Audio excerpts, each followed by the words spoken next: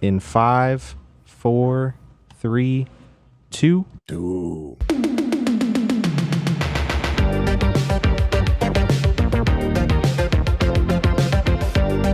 Welcome back to True Tues, my word.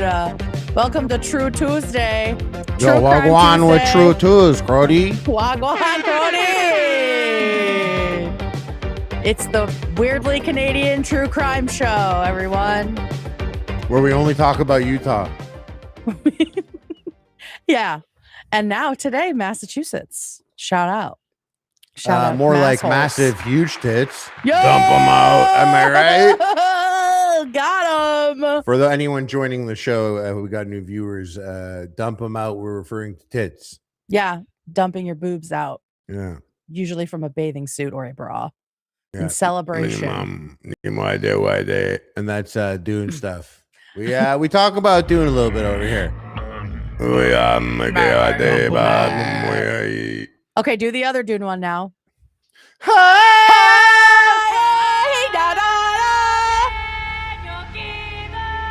Nice. Thank you. Yeah, Harley is fired up right now. Harley's hoping we're getting new fans, so he's trying to catch everybody up on the lore. Yeah, I didn't want them to bud? be scared because at the end of last episode, I feel like it turned into like a weird horror movie. Yeah, so another timeline. If you missed last night, our episode last night, my lights and my monitor turned off. We got a theory cooking that she wanted to leave early and didn't want to talk about any of the next topics, so she sabotaged. Yeah, just because you were like, oh no, my power's out, and it's true, everything went dark, but we're like, we still hear you and see you. Isn't that weird? And you're like, oh god, I guess that's the end of the show. Bye guys. Oh well, what a shame. Yeah, I was so weirded out because I had my headphones on. I was like, oh fuck. And then I realized I could still hear you guys. And then I was so confused. Of course, it was not a power outage. I thought maybe a fuse blew. Turns out my badass orange cat was in here. I usually lock him out for the episodes. Shout out Orange Julius, aka Juju. Meow. And he was that a noise or David? That was a sound. That was one of the sample sound effects. Sounded so much like you. It sounded like a lot like you on the microphone. I still kind of believe it was you on the microphone. Yo, we have a Karen Reed retrial juror in the audience today. That's fucking cool. What? Oh wait, really? Wait. I have this one too. Meow. Oh, I know about that one. So anyway, it was my cat. It was my cat who did it, and that means everything's okay. People, if you were concerned that I can't pay my light bill, things like that, that's not the case.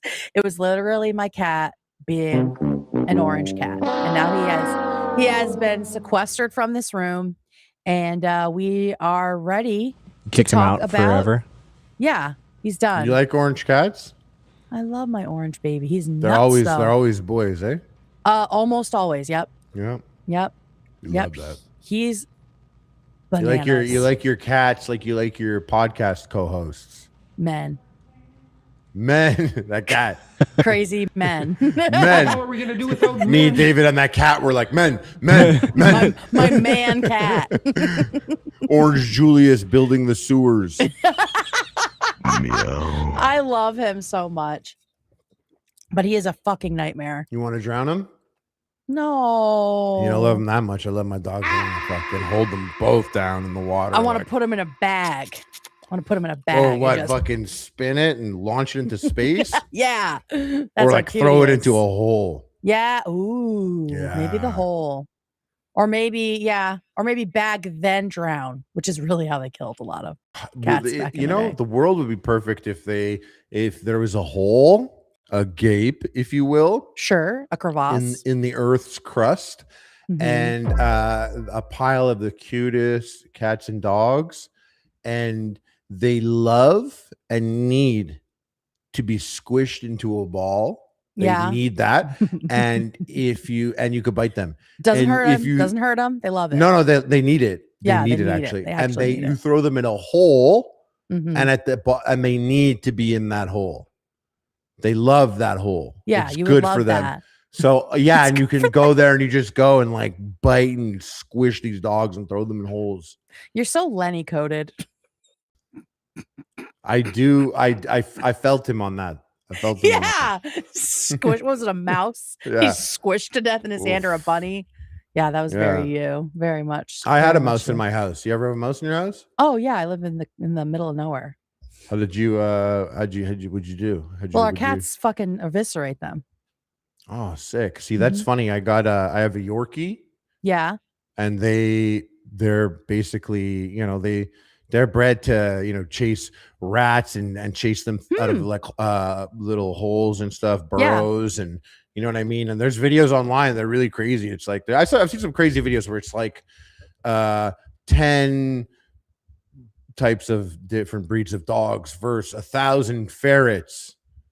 And it's these little like cute dogs running around and grabbing ferrets or whatever. Like it's like it's a toy and fucking doing damage on them. But anyways, I brought my dogs and I'm like, they're gonna find this mouse, because I was brushing my teeth and he ran right by my door, my bathroom door, and I saw it very clearly. I couldn't believe I was looking there, and he just ran by just like that. Poor little guy. I closed the door and I was like going around the room, but there's too many things in the room. I'm picking shit up. I'm moving my bed. He's moving. He's like running up the curtains also and going down other curtains. He was sick. He was so small and so cute. And I was like, I'm gonna get my dogs, dude. I'm like, you fucked up, pal. Nah, they're divas. Tussie and Goro are coming in here and you're fucked. I don't know about the Chihuahua, but that Yorkie's gonna get you, dude. Shit, man. Yeah, I've seen my Yorkie beef birds before and rabbits. Okay. So I'm like, this guy's fucked.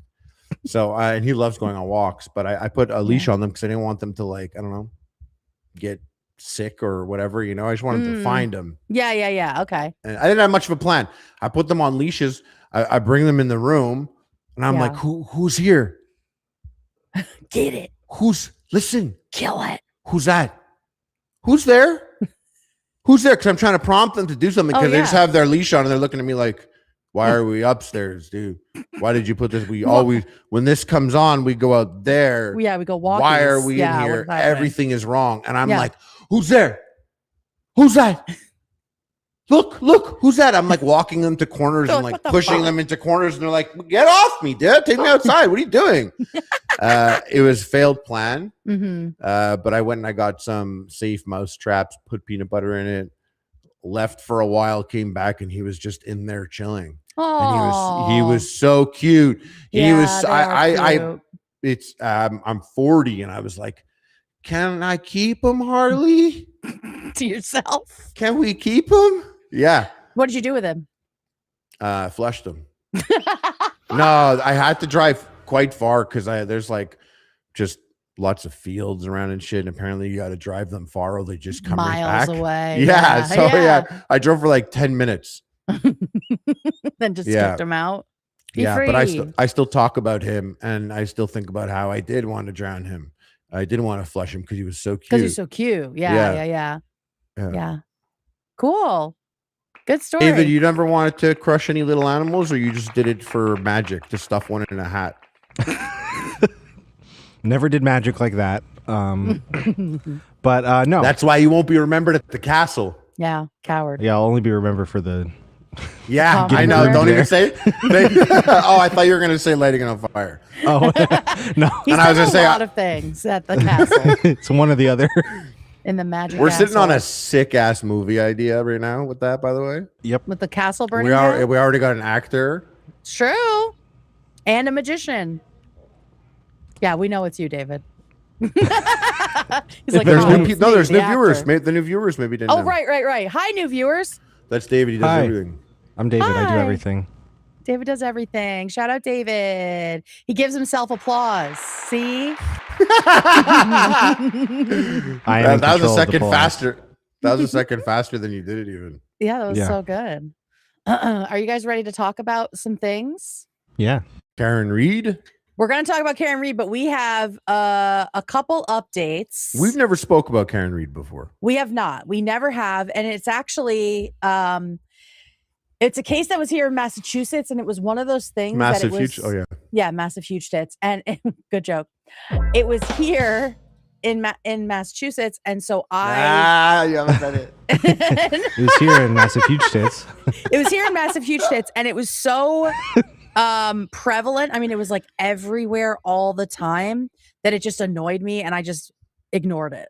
Like, I was learning about it against my will. I just wasn't interested in it.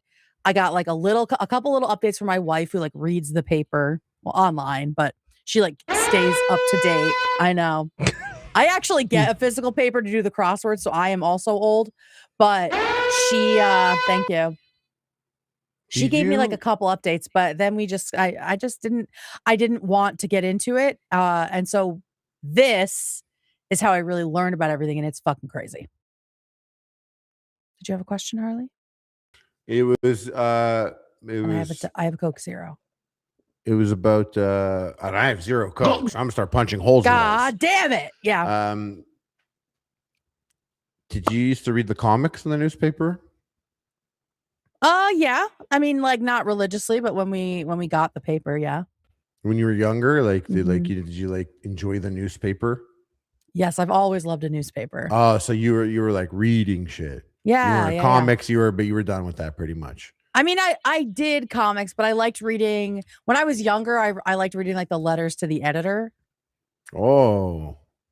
And then when I got older, more of the newsy stuff. And so what now slapped when you're 11 just like, reading the letters what I to mean? the Just editor? like What was one that slapped? The small town stuff about new laws coming in, or sometimes they talk about like bigger things like same-sex marriage or abortion, like big issues of the day. And my dad wrote a lot of letters to the editor, and I would have to type them up because he had never like touched a computer before. So he like would dictate to me. So I think that's probably a reason why too, is I just got into the habit of like reading and writing letters to the editor. So I liked to see what people are saying. And also, like, it was a local paper. So I'd be like, oh, I know that fucking guy. He's an asshole, Knowing what the people in your own town think about stuff is interesting. I have a question. So yeah. What was it like when the newspaper transitioned from black and white to color? How was that? Shut the fuck up, you dickwad. Was that cool? Actually, cool time? It was only Saturdays where I was. The paper? Yeah, it was always black and white, but on Saturdays it was a colored one. That is like true. The comics were colored on Saturdays, but yeah, not every other day. Oh my God, we actually did see it go more to all color every day. I was joking, but it was a real thing. You guys are old. Yeah, dude, it's like actually a sore spot. And what are you so cool? Because you play Roblox. Yeah, hit the Cocomelon sound for yourself, bitch. Yeah. Thank you. All right. I'll do it at the same time. No, but here, this is our show. Elder millennials and Gen Z. That's all we have. We have. Sriracha just donated 20 gifted memberships. Thank you. Oh. Thank you. If you do 50, it goes crazy. Just letting you know. Thank you. Oh yeah, we have a sound specifically for 50. 20 is huge. Give them for 20. But 20 is incredible. We're the main show, but I mean, we hit them with that. Shout out. You can show them what it looks like if someone gives 50. What it looks what like, does so it that sound they like? know for the night that. I knew it was gonna be this one.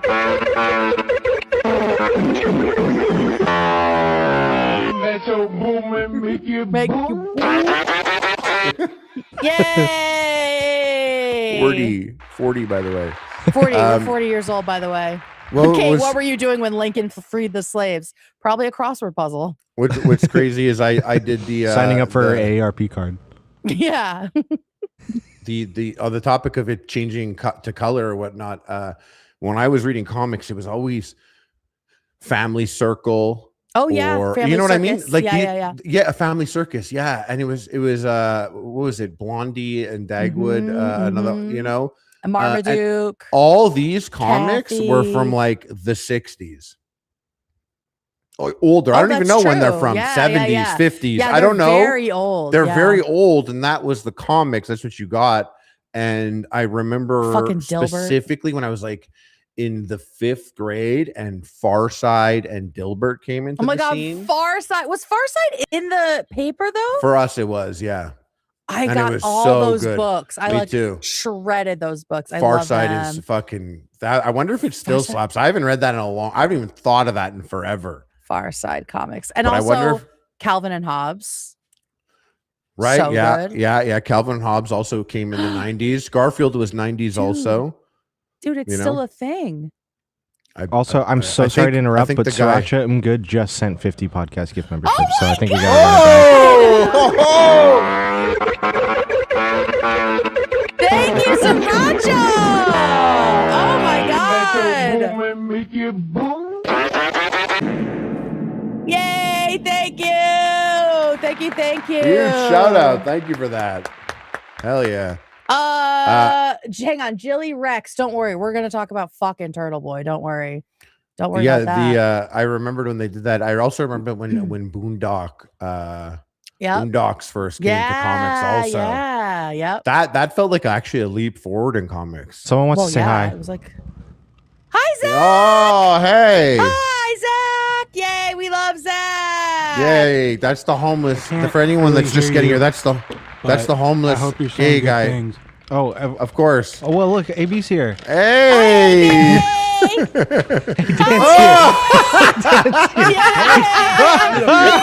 my god, baby! Move your head. Oh Mia, I love her. She's so cute. Shout out to the main show. Everyone that you saw there, Tamara put us all in a group chat about video games to ask questions about video, and then like left. And now we're all just in there talking about video games. She hasn't been there for days. It's really funny because I'm not in that group chat. Did you play God of War? Because that's what it was. That's what it was about. God of War. Okay. Yeah. All right. She did have me do a Subnautica chat, I believe. She likes to do that. I played the shit out of that, and I didn't get invited to the Subnautica chat or the group, the Subnautica 2 multiplayer invite that you and David got. Remember, I was banned from joining the Subnautica. Oh, that's team? Right. But there isn't like an actual group. There's been no movement on that, just so you know. Yeah. That's why I can't get caught up in what kind of groups are going on out there. Yeah, it's tough. Because I don't know. I don't know. Wait, we're not even supposed to talk about that. We communicate with each other, I think. The Fight Club. It's the Fight Club rule. There's you can't something. Talk about WhatsApp. Yeah. I don't think we're allowed to talk about that. We talk to people Taco on Bell? the show. You want Taco Bell? Taco Bella? My favorite drag. Your favorite drag queen? I was gonna say something and now I don't remember. So that's fine. It was about the creator of the Far Side. No, it wasn't. You were talking about your guys' boomer your boomer No, it was my more boomer recent. Yeah. Something about David, your comic maybe. books or your comic strips or whatever in the newspaper. Oh, I don't remember. Those were the good old days though, huh, Harley? I still get I'll get the Saturday New York Times to do the crossword puzzle because it's the hardest one of the week. And I just love to like read the paper. It's just nice to have like a physical thing, flip through, be like, oh, war, am I right? You know, I just feel so cool. Yeah. So. Yeah. I was very big on an iPad kid reading with an iPad though. I've never done the tablet. I do. I like reading comics here and there, and it's really, really, really excellent. You don't have an iPad? No. You give me Kindle energy. Oh, yeah. You should have a Kindle. No, but because I like physical books. Yeah, but you also like going to the beach. You said. Yeah, you bring a physical book to the beach. Yeah, but I think Kindle's sick at the beach. No, then you get sand in the Kindle. Yeah, I've never had a Kindle. I just like physical books from the library. And how often are you getting books? You got like a book this month and read it, or last month? Not. I mean, I have a couple waiting for me right now at the library. The summer is really when I read. I don't have a lot of time otherwise, and so I'm planning my reading list for our 3-week vacation because I will be taking several books with me. And we'll be listening to a book on the way out. What's coming up? What do you got on the book docket? We're gonna listen to Lena Dunham's memoir on the way out, Fame Sick.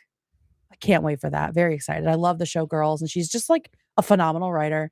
And then this is so random, but I want to read.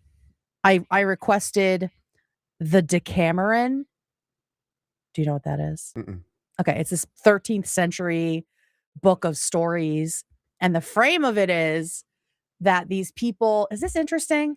Is this interesting? I think so. Okay. You're going to read this book. Is it interesting to you? Yeah, it's interesting to me. Why can't you stand on that business? Well, now I feel like I shouldn't like it. You barely started. You barely started talking about it. You said 13th it. century, and I was like, okay, I'm already cool. like, okay, all right. cool. So the reason I picked this book, first of all, the reason I picked this book is because I really loved a recent novel called Matrix. Oh, I know that. By Lauren Groff. It's not that. Hell yeah, Keanu Reeves. Yeah, totally. Keanu Reeves is a 12th century nun, and it's like really lesbian and awesome. So I loved that book, and I was like, oh man, like this is a cool genre of stuff. Like early nuns is something I enjoy because there's definitely lots of gay shit happening.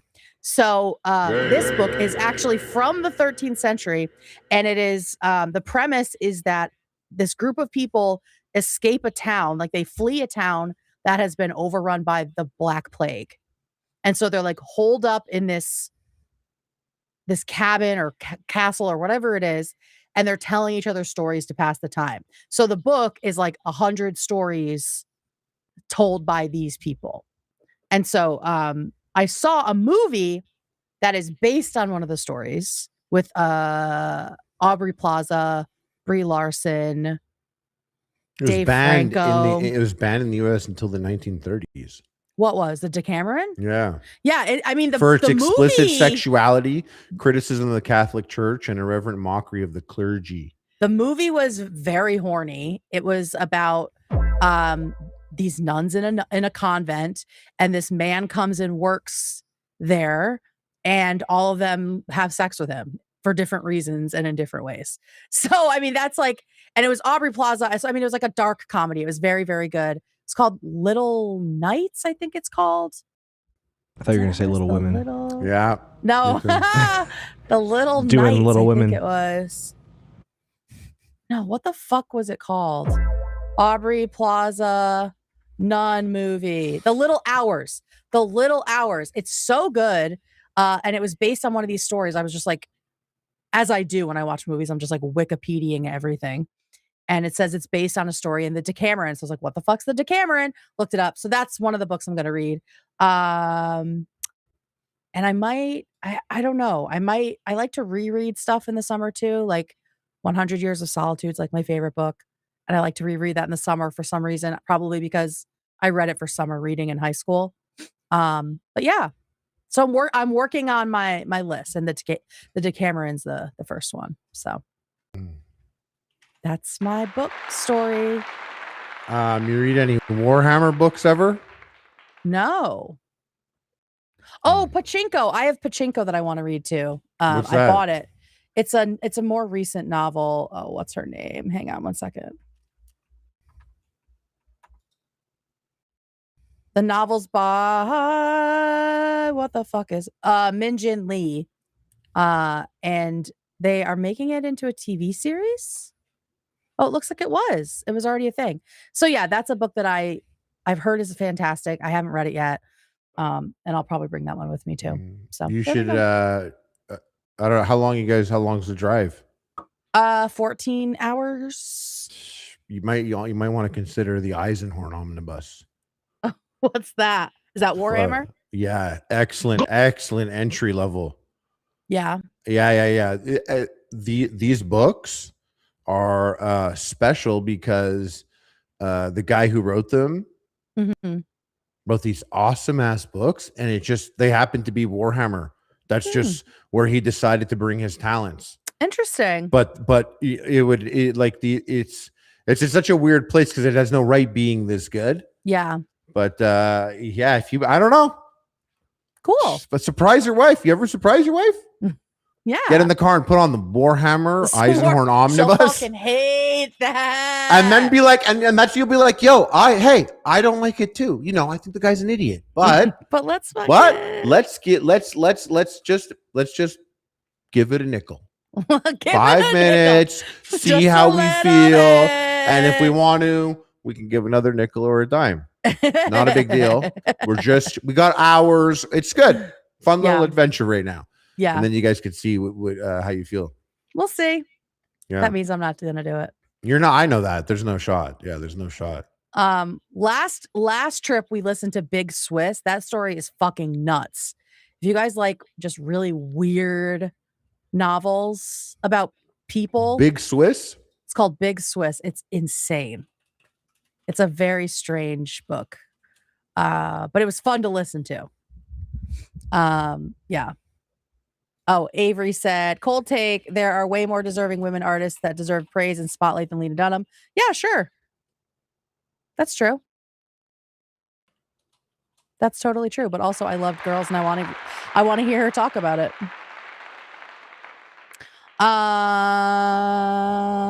Okay. I wanted to show this because this was posted today, Harley.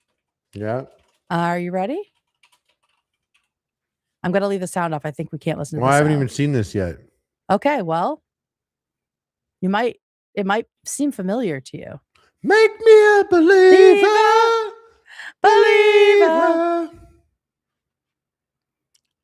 How does the rest of that go? Oh, yo, Casey Neistat. Casey Neistat. I don't know. Hold on. Are these super famous? Whoa, Philip DeFranco. Are these are legit the most famous people on the planet? I think. Right? This is crazy. Whoa, Nico and Sam, Corridor Digital. Whoa. Mystery Guitar Man. Prank vs. Prank, and they're together. Yo, Dave Storm, what is this? Who are these Why people? would all these people, super famous, be gathered together? It's pretty crazy. Dude perfect. Yo, Linus. Yo, Linus Tech Tips. Yo. Doesn't Dan have his screwdriver? Doesn't Dan have that screwdriver? He might. Harley Morenstein is here. Yeah, oh, yeah, you and Linus hanging out? That guy, Look at Harley, guys. Look at Harley's. So what are you allowed to talk about what this is? I don't think I could talk about the video that happened, but I could talk a little bit about my experience, I'm sure. Yeah, sure. He sounds busy. I think I could talk about this a little bit, you know? Go for it. He was magical.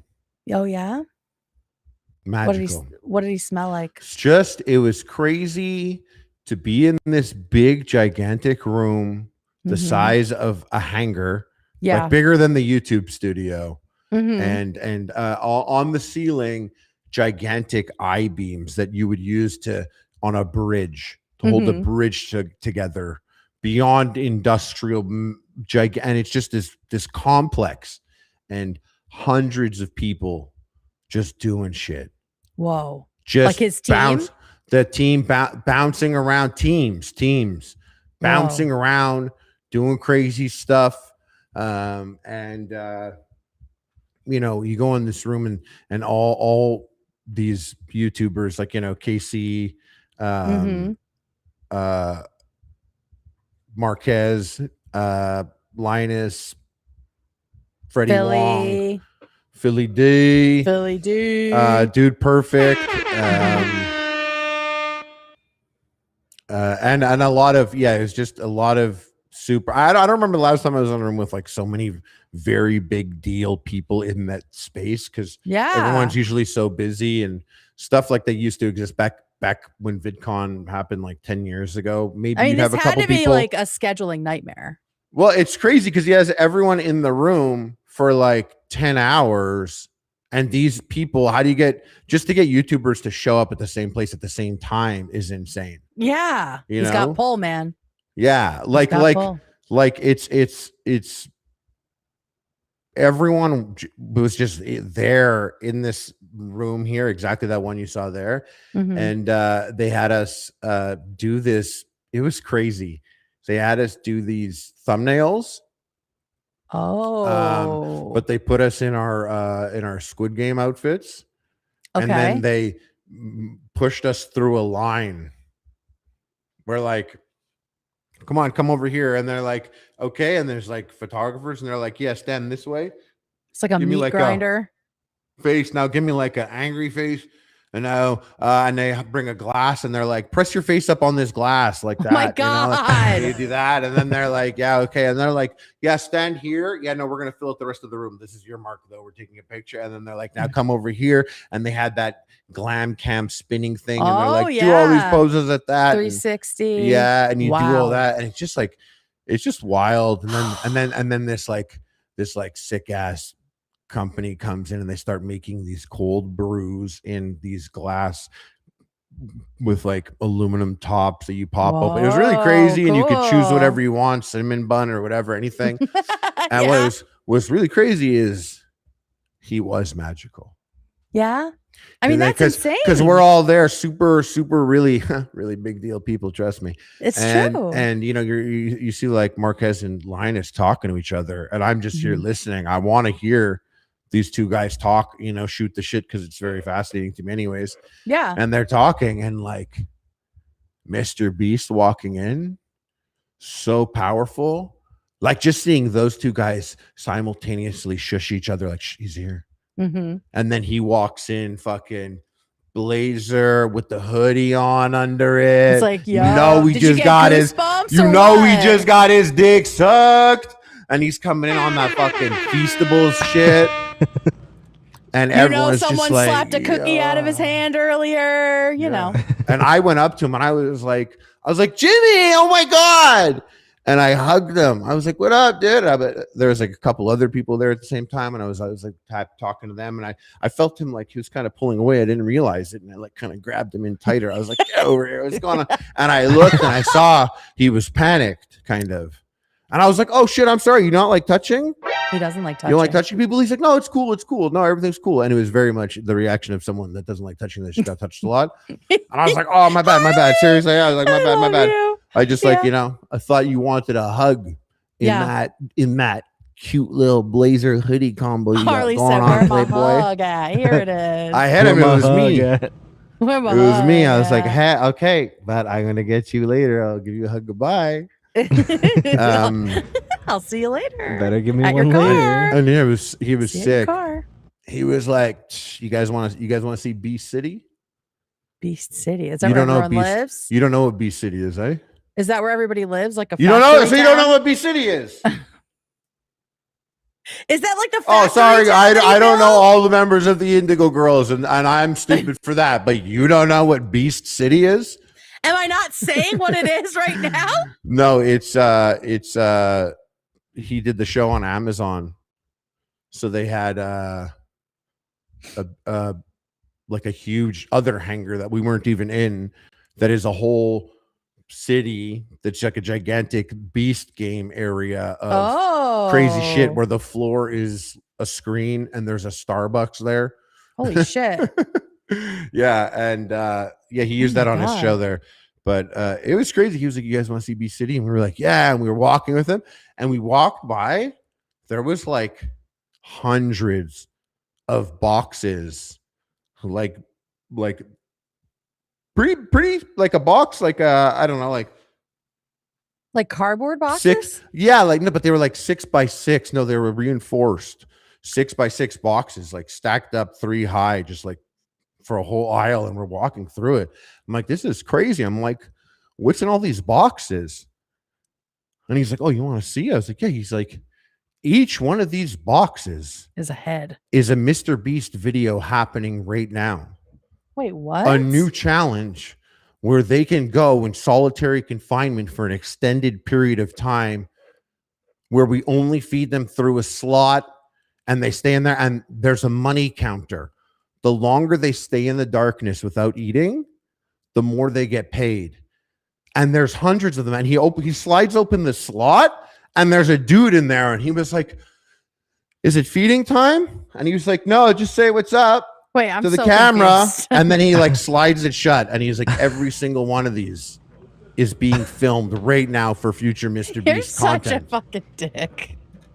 It was crazy. The whole experience was crazy. I don't want to say too much because I don't know how much I'm allowed to talk about. But I was so confused. You just revealed a lot there. I was so confused. I was so confused by that. What are you confused about? Oh God. Well, because I thought you were talking about small boxes And then you're talking about people inside them? Yeah. You know, what's crazy is people, you know, when we grew up, people would be like, I want to be a movie star. Or I want to be on TV, you know, someone that would get in this line of work. Mm-hmm. Whereas for him, he's a guy that's like, I want to be the ultimate YouTuber. And that's the goal. A lot of unspecific. Yeah. A lot of YouTubers that started, they were like, I want to get on TV. Or I always wanted to, you know, I want to do this, or it helps with my stand-up, or you know, but no, my band. He's like, no, views is the end game. Yeah. Yeah. Only views. Like ultimate YouTube. Like, and it was crazy just seeing it mass produced and churned out with definitely a level of quality. And he had this editing bay with like a billion screens and stuff, and he still does the voiceovers. Which is crazy because I don't know what to trust from you. He had people in a house. That one I don't know if I'm allowed to say, but I tell you some stuff. They were but the people in solitary confinement. You can. Well, I'm not sure. Well, because I don't know. I didn't say what the hook of that video was. None of this is real. You don't think there's a Beast City? I don't think it's people in boxes starving. Google it. They're not starving. They're getting money. You don't understand. Let's talk about Karen Reed. Beast City is real, but it is not. Beast City Israel? Yeah, exactly. Let's plan a trip. We're going to Beast City, Israel. Beast City, Israel. The elaborate, self-sufficient miniature town features cabin-style housing, a gym, a cafe, and recreation areas to host hundreds of contestants competing for a multi-million-dollar prize. And how do you get that? By sitting in a box? In the darkness, no food. That is money not counter goes up. True. You don't know shit. You were never in Beast City. You don't know what's happening there. We have a show to do. To do. Okay, God. Well, I can't wait to see whatever it is that you're part of. We will definitely react to it, of course. Right? Fine. Okay, cool. Did you win? Can't say that. Yeah. Okay. But if I did, how cool would it be if I'm here? Like, do you think he won? Maybe he has to keep up appearances. No, I mean, imagine like I win $1 million and I'm like, peace, dudes. And I come back like 6 months later and I'm like, hey, got any room for me? I'm hard up, man. I'm hard up. Oh, God. All right. Oh, also, we beat Moist Critical. He just did a bread tier list today. When did we do it? 2 weeks ago? Old news. Amateur. Oh, wait. He did appetizer bread tier list? Oh, shit. Did we just step in his fucking lane? Nah. Well, but what is this appetizer bread tier list? Well, 3 years ago? we do want to do a restaurant bread tier list. So I guess that's the same thing. I don't know if we want to go into the bread lane if this guy's there. It's crazy. I think there's enough room for both of us personally. But we did beat him on the regular bread episode. So we love that. We got to be chill with him because he does Pokemon videos and so does Love. And maybe if the stars align, he'll talk about one of Love's videos will come across his desk. Mm-hmm. Yeah. He had one that probably almost did because we'll play nice. XQC reacted to it. We'll play ball. It's coming. Love will get it. We believe in him. We'll get there. So shout out to Charlie and look at him. Shout out to us. This was a shout out to us. Just gobbling that thing down. You are so gross, David. He picked a thumbnail. You knew exactly what he was doing. He knew what he was doing. No, he knew what he was doing when he put that on. The first one, he's daydreaming about it, and the second one, he couldn't resist anymore. He had to do it. Yeah, first one, it's like, oh, you like the smell? Why don't you taste it? Okay. Second one, he's gagging on that thing, blowing bubbles on it. Disgusting. He's gagging on that thing. Gagging on that thing. Gagging on that thing. Gagging on that thing. So anyway, Moist, you're welcome anytime. Anyway, are you guys ready to talk Yeah, he should come on the show. Are you guys ready to talk about true crime, about true twos? It's time. Twos. Okay? Everybody lock in. It's time to talk about the Karen Reed trial. The death of John O'Keefe is really the heart of this. So let me make this bigger. Imagine, if you will, it is 2022. I'm playing Animal Crossing. End of January.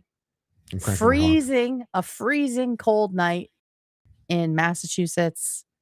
Snow and ice everywhere. And around 12:30 a.m., a woman, after partying at a couple of bars, a woman drops her boyfriend off at a house party with his coworkers. They're all police officers. She drives away from that party and never hears from her boyfriend again. The following morning, she wakes up in a panic. The boyfriend is not in the house where she expected him to be. She drives back to the home where the party was, and there is her boyfriend, unconscious, on the frozen ground. He is declared dead later that morning, but not from freezing to death, from blunt force trauma. Where was he found? In the yard, in the front yard. Yeah. In the snow. Now she says, the girlfriend says she saw him go into the house when she dropped him off. She waited till he got in the house and drove away. The family hosting the party and the friends that were there, everybody inside the party says they never saw him. So who is lying? What are they hiding? Like they say he never got dropped off at the bar. That he never came into the home, because they were at a couple bars. Then they went back to this house for a party. They say he never made it through the front door. The girlfriend says he did. Oh, she said he was at the party, and the people at the party say he never made it through the front door? Yeah. She dropped him off at the party. Who was at the party? We will get into that. This is just a little intro. I'm so excited. Good. This is good cooking right here. This is good cooking. Okay, so let's quickly go through the characters, the people involved in this. First, we have John, aka Johnny O'Keefe. He is the victim who passed away. He was a 16-year veteran of the Boston Police Department. So he was, friends with a bunch of other cops, obviously. He also had guardianship of his niece and nephew, after his sibling and their spouse passed away. And so that's sort of tangential to this, but it is brought up later. So that's Johnny. And then we have Karen Reed. Karen Reed was Johnny's girlfriend of how many years? Let's see.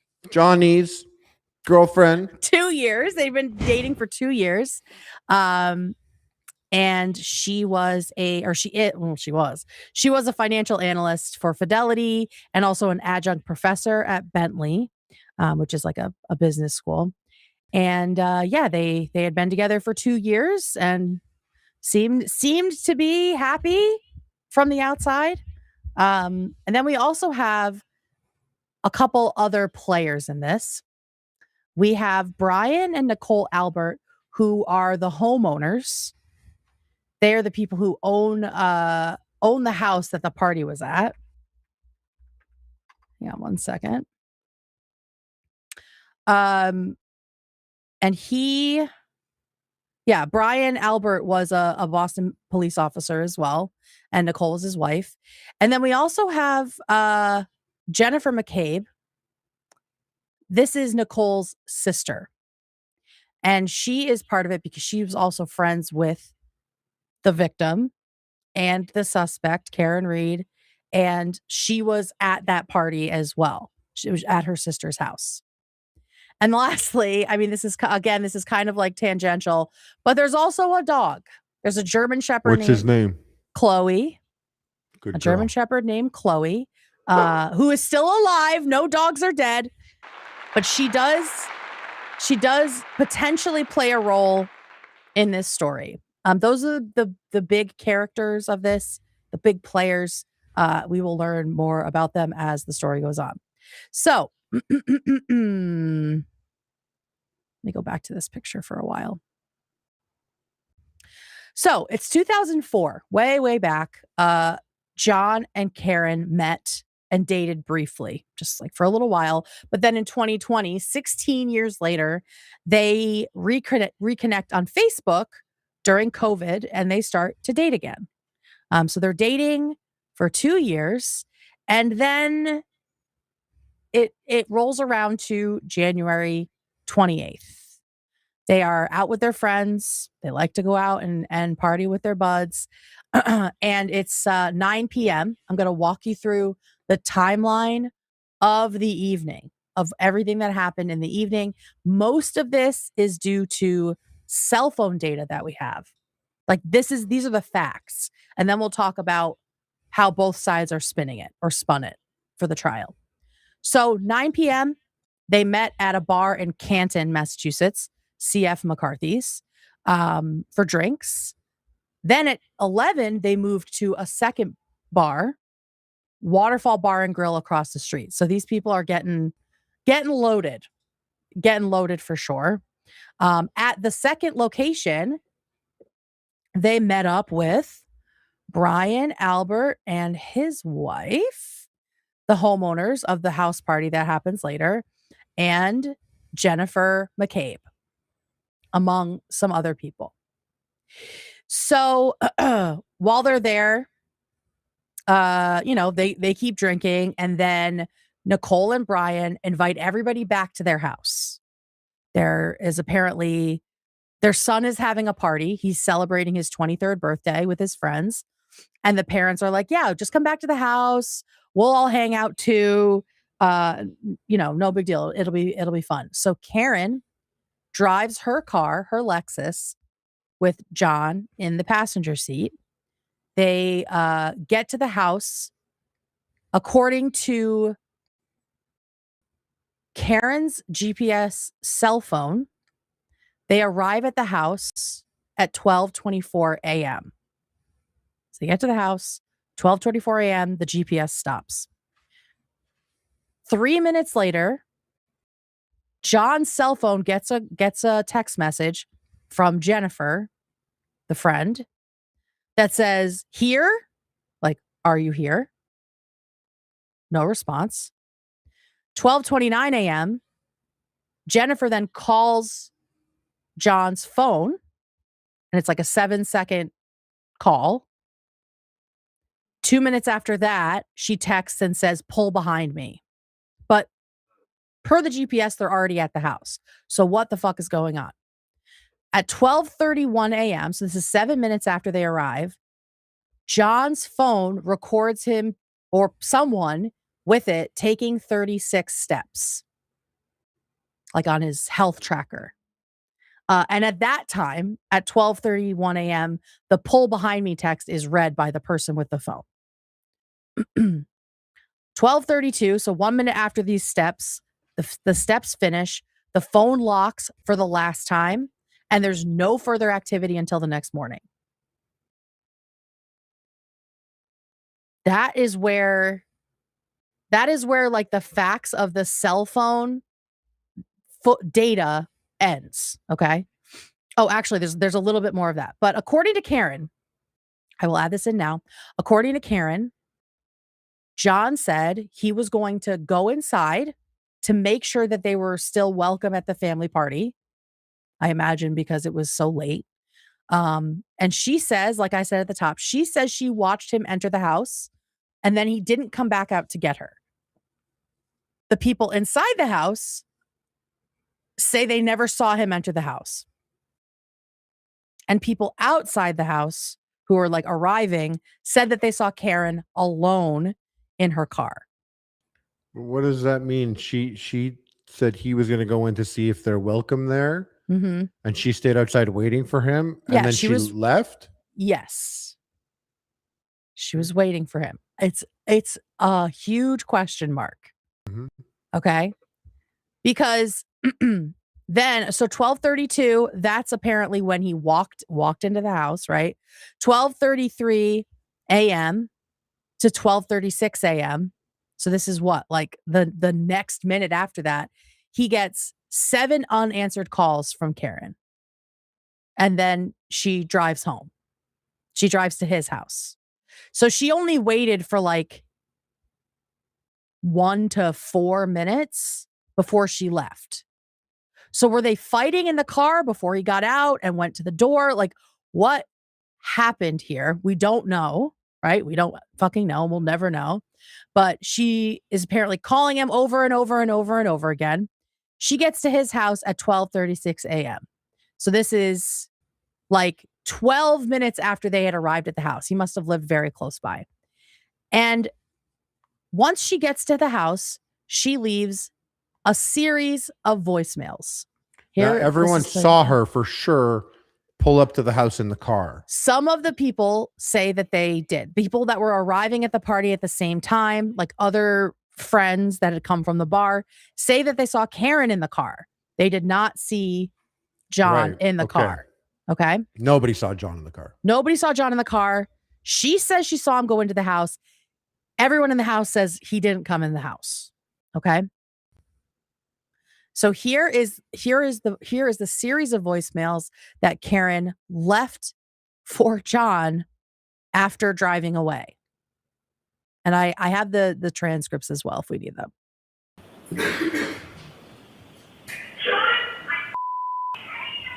John, I fucking hate you. That's the first one. Yeah, it's 1 in the morning. I'm with your niece and nephew. You pervert. It's 1 in the morning. I'm with your fucking niece and nephew. You fucking pervert. You're a fucking pervert. I'll say that again. You're pervert. There's also another one where she says, John, I'm here with the fucking kids. Nobody knows where the fuck you are, you fucking pervert. John, I'm going home. I cannot babysit your niece. I need to go home. You are using me right now. You're another girl. He's sleeping next to me. You're a loser. Yourself. Okay, and then that one says... So she lives at a different house than him? Yes. They've only been dating for 2 years. Okay, and his niece and nephew... Are at the house. Are at his house. Mm-hmm, at his house. So she went to his house. Mm-hmm. Which must have been very close. Yeah, and then she started yelling at him on the phone, the voicemail, and she said she's leaving? Yeah, so the final voicemail's at 1:17 a.m., so like 40 minutes after she gets to his house. She says, John, I'm going home. I can't babysit the kid. I need to go home. You are fucking using me right now. You're fucking another girl. Your niece is sleeping next to me. You're a fucking loser. Go fuck yourself. Okay. And then her last call attempt is like a minute later. And then she actually didn't leave the house. She fell asleep at his house. She was very drunk. She was very drunk. That is like common knowledge at this point. That's not something that's up for debate. She was very drunk. Right. So then 3 hours later at 4:38 a.m., Karen wakes up, apparently expecting that Johnny has found his way home after having fun at the party without her. I know that sounds like a big question mark, right? Like they were going to the party together. Why did he not come back out? There is a theory. That, and I'm saying this is just a theory, and it's a local theory that wasn't obviously in the cases or anything. A game theory. What the fuck? Sorry. What the fuck was that? It was that a just Matt fucking Pat. scared me. It's a Matt Pat reference. Oh, I was like, what Sorry. the fuck? There was a surprise Matt Pat's a bit scarier there. Also, I'm coming through in like two pixels here. Yeah, 2 2s. Sorry. Did you have something else to say? No, just that tickled my brain, okay. and I just had to get that out. Sorry. Let him. Okay. It was just so let loud. him. Okay. Making sure everyone has no internet. Making sure everyone's awake. Yeah, right. Thank you so much. All right. So there is a theory. That Game theory. the couples involved in the house party were swingers. There's a theory that there was some sort of a sexual openness kind of thing happening, And the reason she was angry and calling him a pervert is because she thought that he went into this party to partake in those things. And that's why he didn't come back out. And she was mad at him for that. None of this has been substantiated, but it is a rumor I have seen flying around in Massachusetts. It's just a forums. theory. Yeah. It's just a theory. It's just a theory.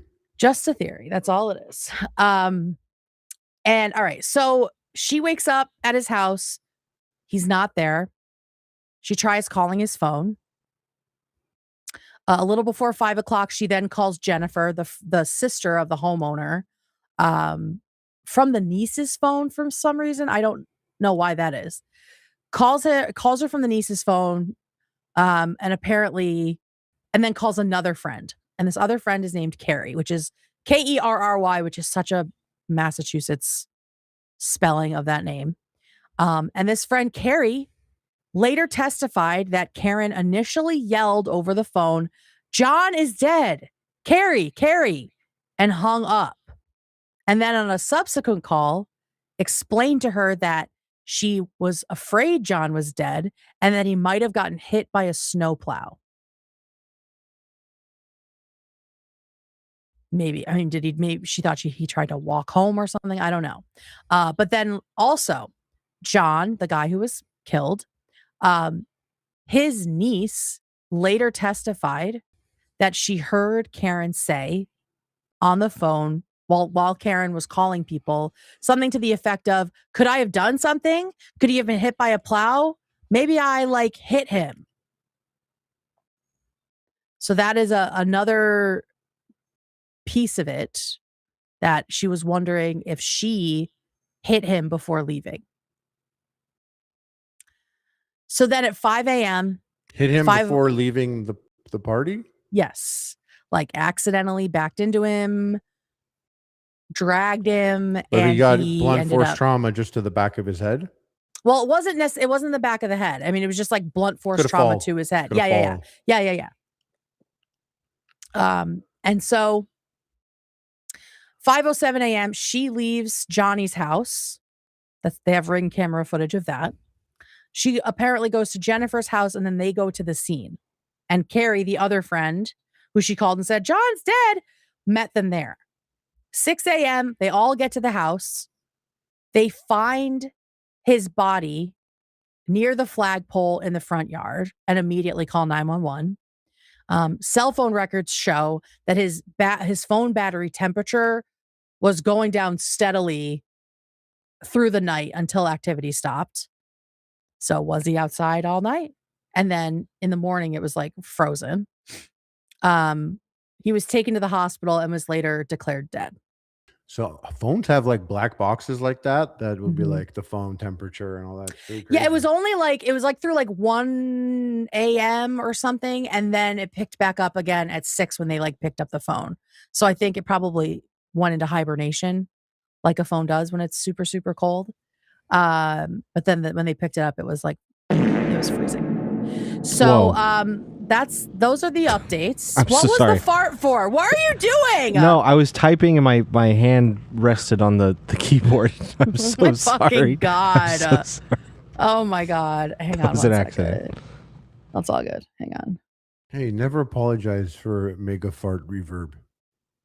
I'm just trying my wife to turn the Wi-Fi on her phone. Maybe that'll help. One sec, because I'm sick of coming in. Me too. I gotta go tell my wife.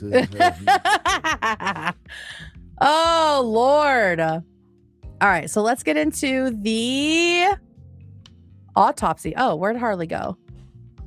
He went to go talk to his wife. Oh, okay, perfect. Do you want to do some soupies? I guess. I don't know. He just disappeared. You're still 3 pixels, by the way. I know. What up, everybody? Let me see. Where am I at with my soupies here? Right off the bat, Sriracha Good sent 10 podcast gift memberships, as well as the other 90 that he sent so far. So shout out, 100 total. Thank you so much. Did I Hey, Harley. my wife? How's your wife? Did I say my wife? I meant my white Oh, monster. White monster. We love it. H3 Private said, Ethan, give them all write-ups for their tardiness. Yeah, we did. We do We deserve got that hired today. for our tardiness, bro. That's true. Too That Thick to is Quit true. said, love last night's show. I haven't laughed that hard since Ethan showed us PNP. I literally woke up sore. Yesterday was rough for me, but you guys ended it on a much-needed positive note. Thank you. Thank you I'm so very glad. much. All right, Harley, are Shout you out. locked back in? Yep, always All right. was. Let's keep going then. There's lots to get through. So the autopsy happens January 31st. So that's like a couple days later. And they find that John didn't die from freezing to death. The cause of death was blunt force trauma to the head, but they couldn't determine the manner of death. Like, was he hit by someone or something? They don't know that. They weren't able to pin that down. So had she hit him with not knowing it and drove off, she was drunk, right? Or did something else nefarious happen? So she drove him to the party. She said he got out, but she found him on the front lawn of his own house where Nope. she slept. Of the party house the next morning. Of the party house. Of the party house the next morning. So, like, if I were Yeah. one could think she drove to the party. Yep. Something happened. Mm-hmm. He's dead. Mm-hmm. And she like has the seat reclined fully with him in the front, or like pushed him out. No, just hid him. Like Okay. he's with her now. What do you when mean? When she pulls up to the party, He's alive. but no one can confirm that. No one can confirm that, but they all leave the bar together alive. Right, but when they get to the house, Yep. only she says he's alive and walks in. No one even saw him there. No one saw him outside Or inside. or allegedly inside. I don't really. Right. Okay. And I will say I don't fully trust the people inside the house, and that's true. we'll I don't see trust why. anyone right now. I don't trust We'll see anyone. why. Okay, there's more. There's more. Yes, there's more. There's more. Okay. What we know is that he was killed by blunt force trauma. By what or by whom? It's unclear. It is. But when they left the bars to go to this house, everyone left together same time? They all left together the same time, but Karen was unfamiliar with the neighborhood and she was drunk. They got there a few minutes Everyone later. was drunk, by the way. Everybody was drunk. Everybody was drunk. She was driving. I don't know why she drove instead of John. Maybe he was like way drunker than her. Everyone was drunk. Everyone was I'm going to assume that everyone here was fucked up, going bar to bar and then back home. If I know anything about Massachusetts, they were and all I got a question like hammered. what would you be scared of? Getting pulled over? Exactly. Oh no, Yeah. and cops are like notoriously alcoholics with peace and love. So yeah, so they all go to the party. They get there a few minutes after the family gets there. The adults get back to the house. Wait.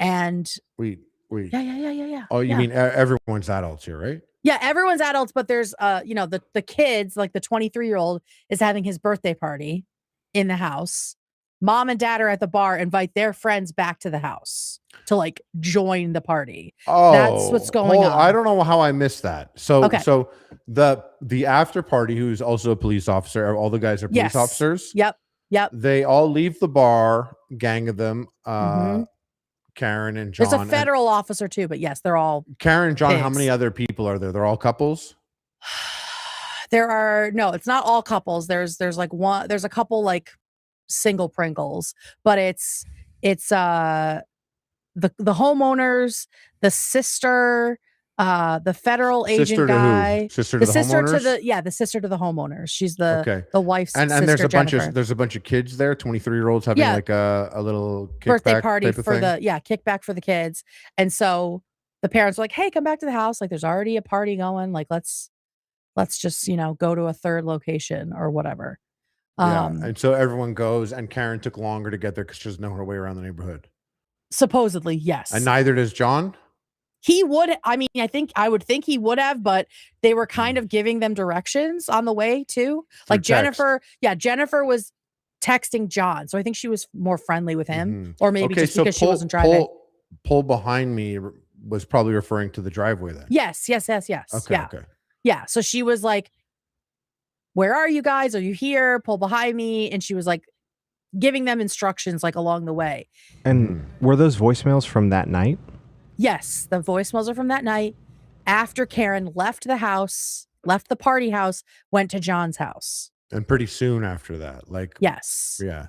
Yeah, within an hour, she was calling, screaming, calling him a pervert, saying that, go fuck yourself and all this stuff.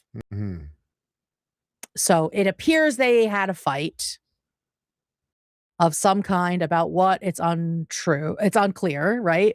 We have no idea. Going straight to pervert is exactly very bizarre. That's why people think the swingers thing is relevant.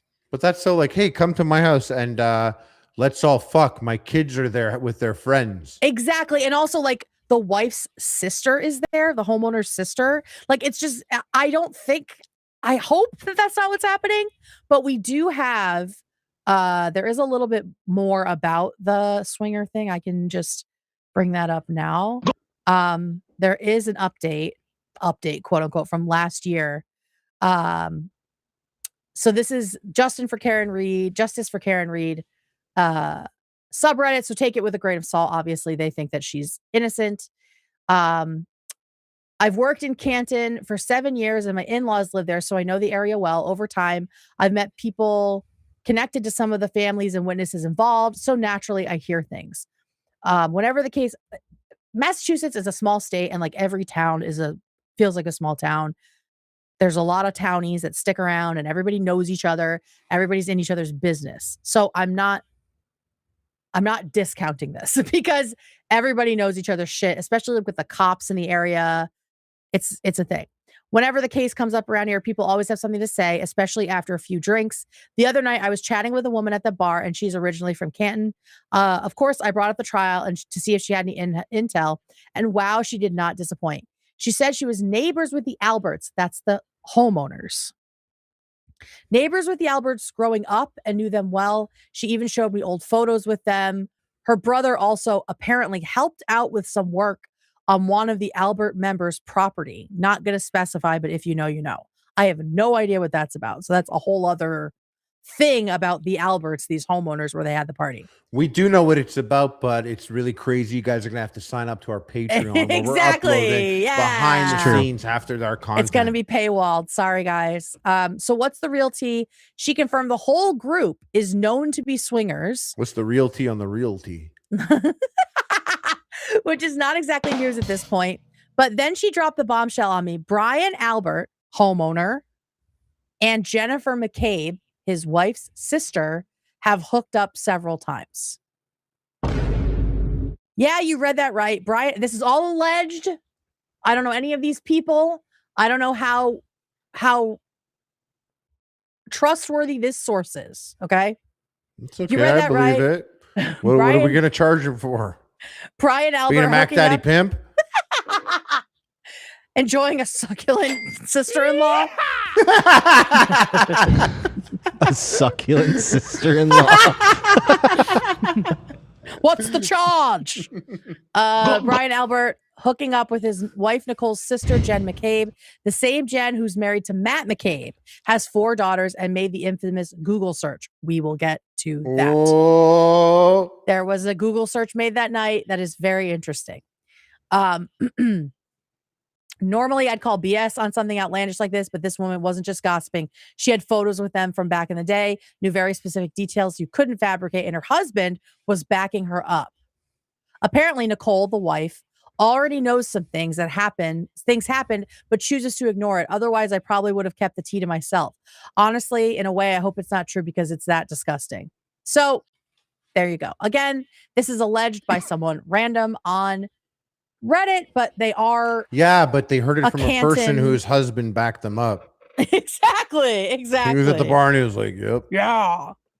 Yep. I can picture the bars that these people were in. and the way they sound and everything.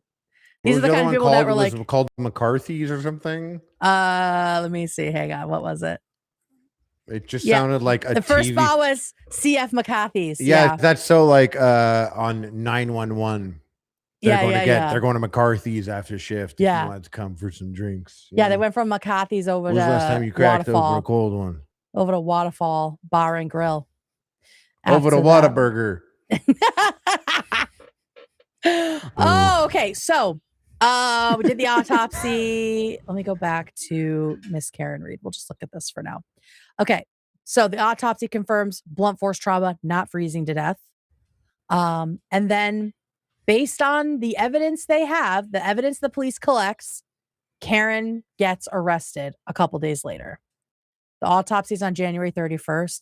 Karen is arrested on February 2nd, 2022, charged with manslaughter, motor vehicle homicide, and leaving the scene of a motor vehicle collision causing death. So obviously the state is going after her for intentionally, to some degree, killing John O'Keefe and leaving the scene. And leaving the scene. Yeah. My first thought when I heard all of this is that she was drunk and like backed over him on accident and didn't realize, which I don't know if that's possible, but maybe it is. But would you not? But it doesn't explain the phone calls later and like the time difference of yeah. Well, if she didn't notice, I mean, like, what situation could you possibly kill him and have him dead there that no one notices all night, leaving when you pulled up behind a person who's in the driveway? Right. People would see the body, something like that. Also, not like a single ring camera anywhere. Yeah, but someone would see. But all these, it's a party. It's a party. You have all these people walking out of the building. They would see a person lying just there. Loose people everywhere. Exactly. Right. So like he was never there then. Yeah. But then it's like, so the front, and it's all in the front yard, right? Like this is in the front yard, and he ends up in the snow, and is just he's either already dead in the snow or he's like unable to move and like slowly dies in the night, right? Because right now I'm thinking a possibility is that maybe people might think is that he is dead before the party or around then. It's hard though because it's such a thin time frame. They actually they went there. Oh no, because no one ever saw him there. No one ever saw him there. So unless he's hiding in the car, right? Like unless the seat's pulled back or something, reclined. But now we're like, okay, so she killed him, hid the body with her, brought it to the place while he's dead, brings him back with her. That seems like a lot, right? Waits for the party to be done, drives back with the body, and plants it at the same moment that they're like, "Oh my God, look at this!" Right. But did no one left the party? Right? How many people left the party that were like, "No, there was no body out right, there." Exactly. Anybody who left the party that night, maybe every single person slept over, but nobody. I'd have to see a drawing of where the front door is and where the body is found. Let me see if I can find like the house, an exhibit or something. Brian Nicole Albert. So what are you thinking? Well, but is there still more to it? Oh yes, there's more. Okay, because I have thoughts, but I don't want if they end up. Yeah. There's a lot more. Okay, that's just what I'm thinking right now. Yeah. Let me see. I want to find a picture of this house. Oh, they have a picture and it's like in the snow, which is good. Let me see if I can get it. All right, here it is. So this is the house. I'll just pull. Oh, God damn it. Never mind. All right, so this is the house. This is the driveway here. So I imagine parked behind me was in the driveway. Kevin McAllister looking at his house. Yeah. Yeah. I mean, this is a very New England house. So I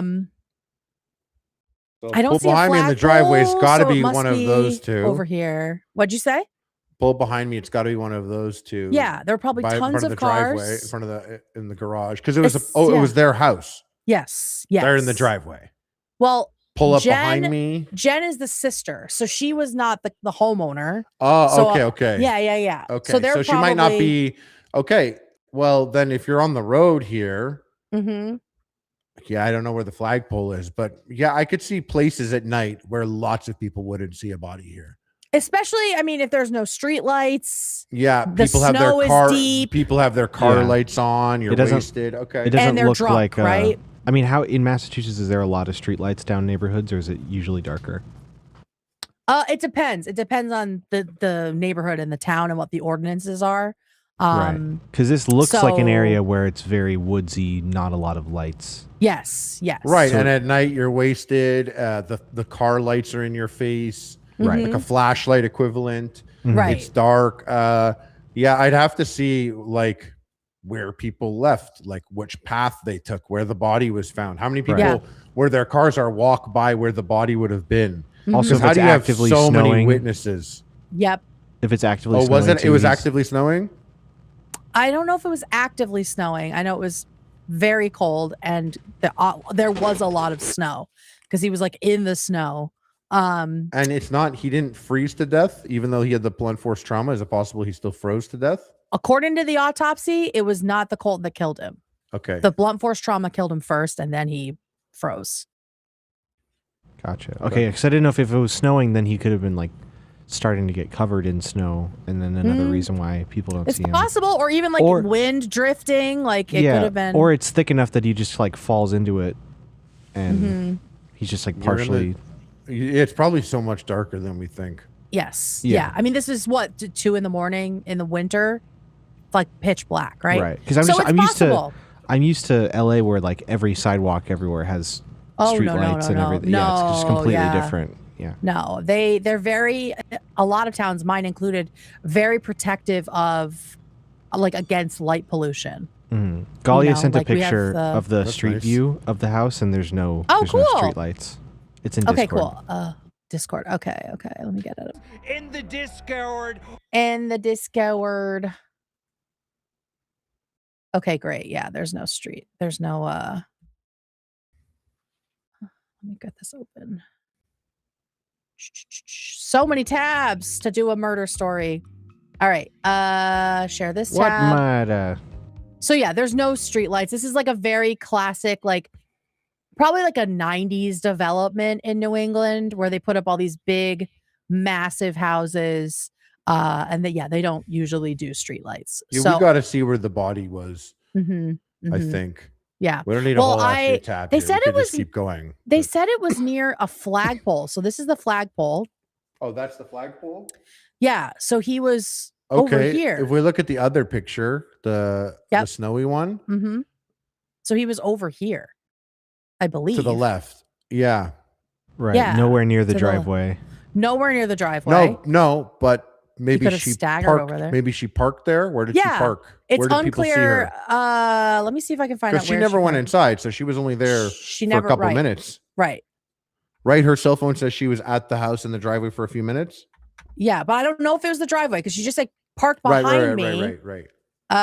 Let's see. She did not pull into the driveway, instead parking alongside the property near the mailbox. Okay. So the mailbox is here.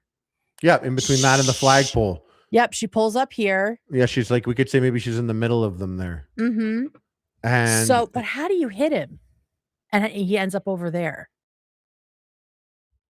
Because we'll see one of her back taillights apparently got broken, but that's disputed by the defense. and there's no like they would have 'Cause she seen a wouldn't- body. They would have seen a body drag. Exactly. Were there no fresh footprints? I don't know about footprints. Maybe snowed a little bit. Maybe, but also okay. So there's a theory. We'll get into it because I think it's interesting that he ends up over here in sort of this Yeah. wooded area, this little Yeah. hidden area. Like if you were a fucking silly, crazy, drunk person would think that that's a good hiding spot at the time. Maybe. Yeah, exactly. So, All right. So that is like the main layout of things that happen. She gets arrested, again, charged with manslaughter, motor vehicle homicide, and leaving the scene of a motor vehicle collision causing death. Now, the investigation bungled from the start. You Well, I can was go gonna say back- that's a tricky charge to pin with this information, I know. I think right? Like, how do you? That's hard to right prove. away. I think it's so stupid that the prosecution tried to go for like an intentional murder here. I think they could have gone for the, leaving the scene and probably, I mean, manslaughter might be like accidental death, but there seems to be like, they really tried to push the intentionality of it. So I think they overcharged her, and that was really stupid because then they had a much higher burden of proof that they had to meet. You can just go back to us, David, please, because we're done with that bit. I don't know where Harley went. Keeps disappearing No, on I'm me. still here. No, he has to go talk to his wife. I'm still here. Okay, cool. Okay, there he is. So I see people like yelling things in chat. We're getting there. I'm just building this What are out. they yelling? Spoilers? Yes, they're yelling spoilers. This still unravels from here. There's more. Oh, yeah. Because now the investigation happens and it was completely mishandled from the jump. Completely undone by the cops that were involved.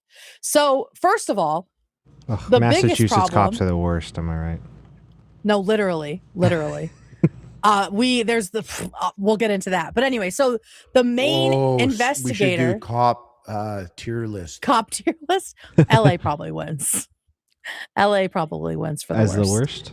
LA or New York? You guys have fucking tanks. No, Well, it's wait, definitely LA. Are we doing S the goat, or are we like? No, S is like the demon lord. Okay. Okay, so. But we'll consider budget Yes. and equipment as well, because that's I fucking think cool, we have dude. to. I think we That's have to. fucking Yes. Cool, Yeah. man. Fucking trucks and fucking Hell yeah, fucking brother. riot gear, dude. Fucking how Yeah, mad, bro. All right, are we ready? So the investigation was doomed from the very beginning by the cops and the people connected to the case itself, okay? The main investigator, who is now being sued by Karen Reed, that's the update. The main investigator, That's brand new. That just happened? Massachusetts, that's, yes, 5 days It's a ago. scoop. That is well, not a scoop, but it's close. Half We're a scoop. scooping it 5 days later. Sweet. Yeah. No one Trust. has Hey, talked listen. about it. I'll enjoy a scoop 5 days later.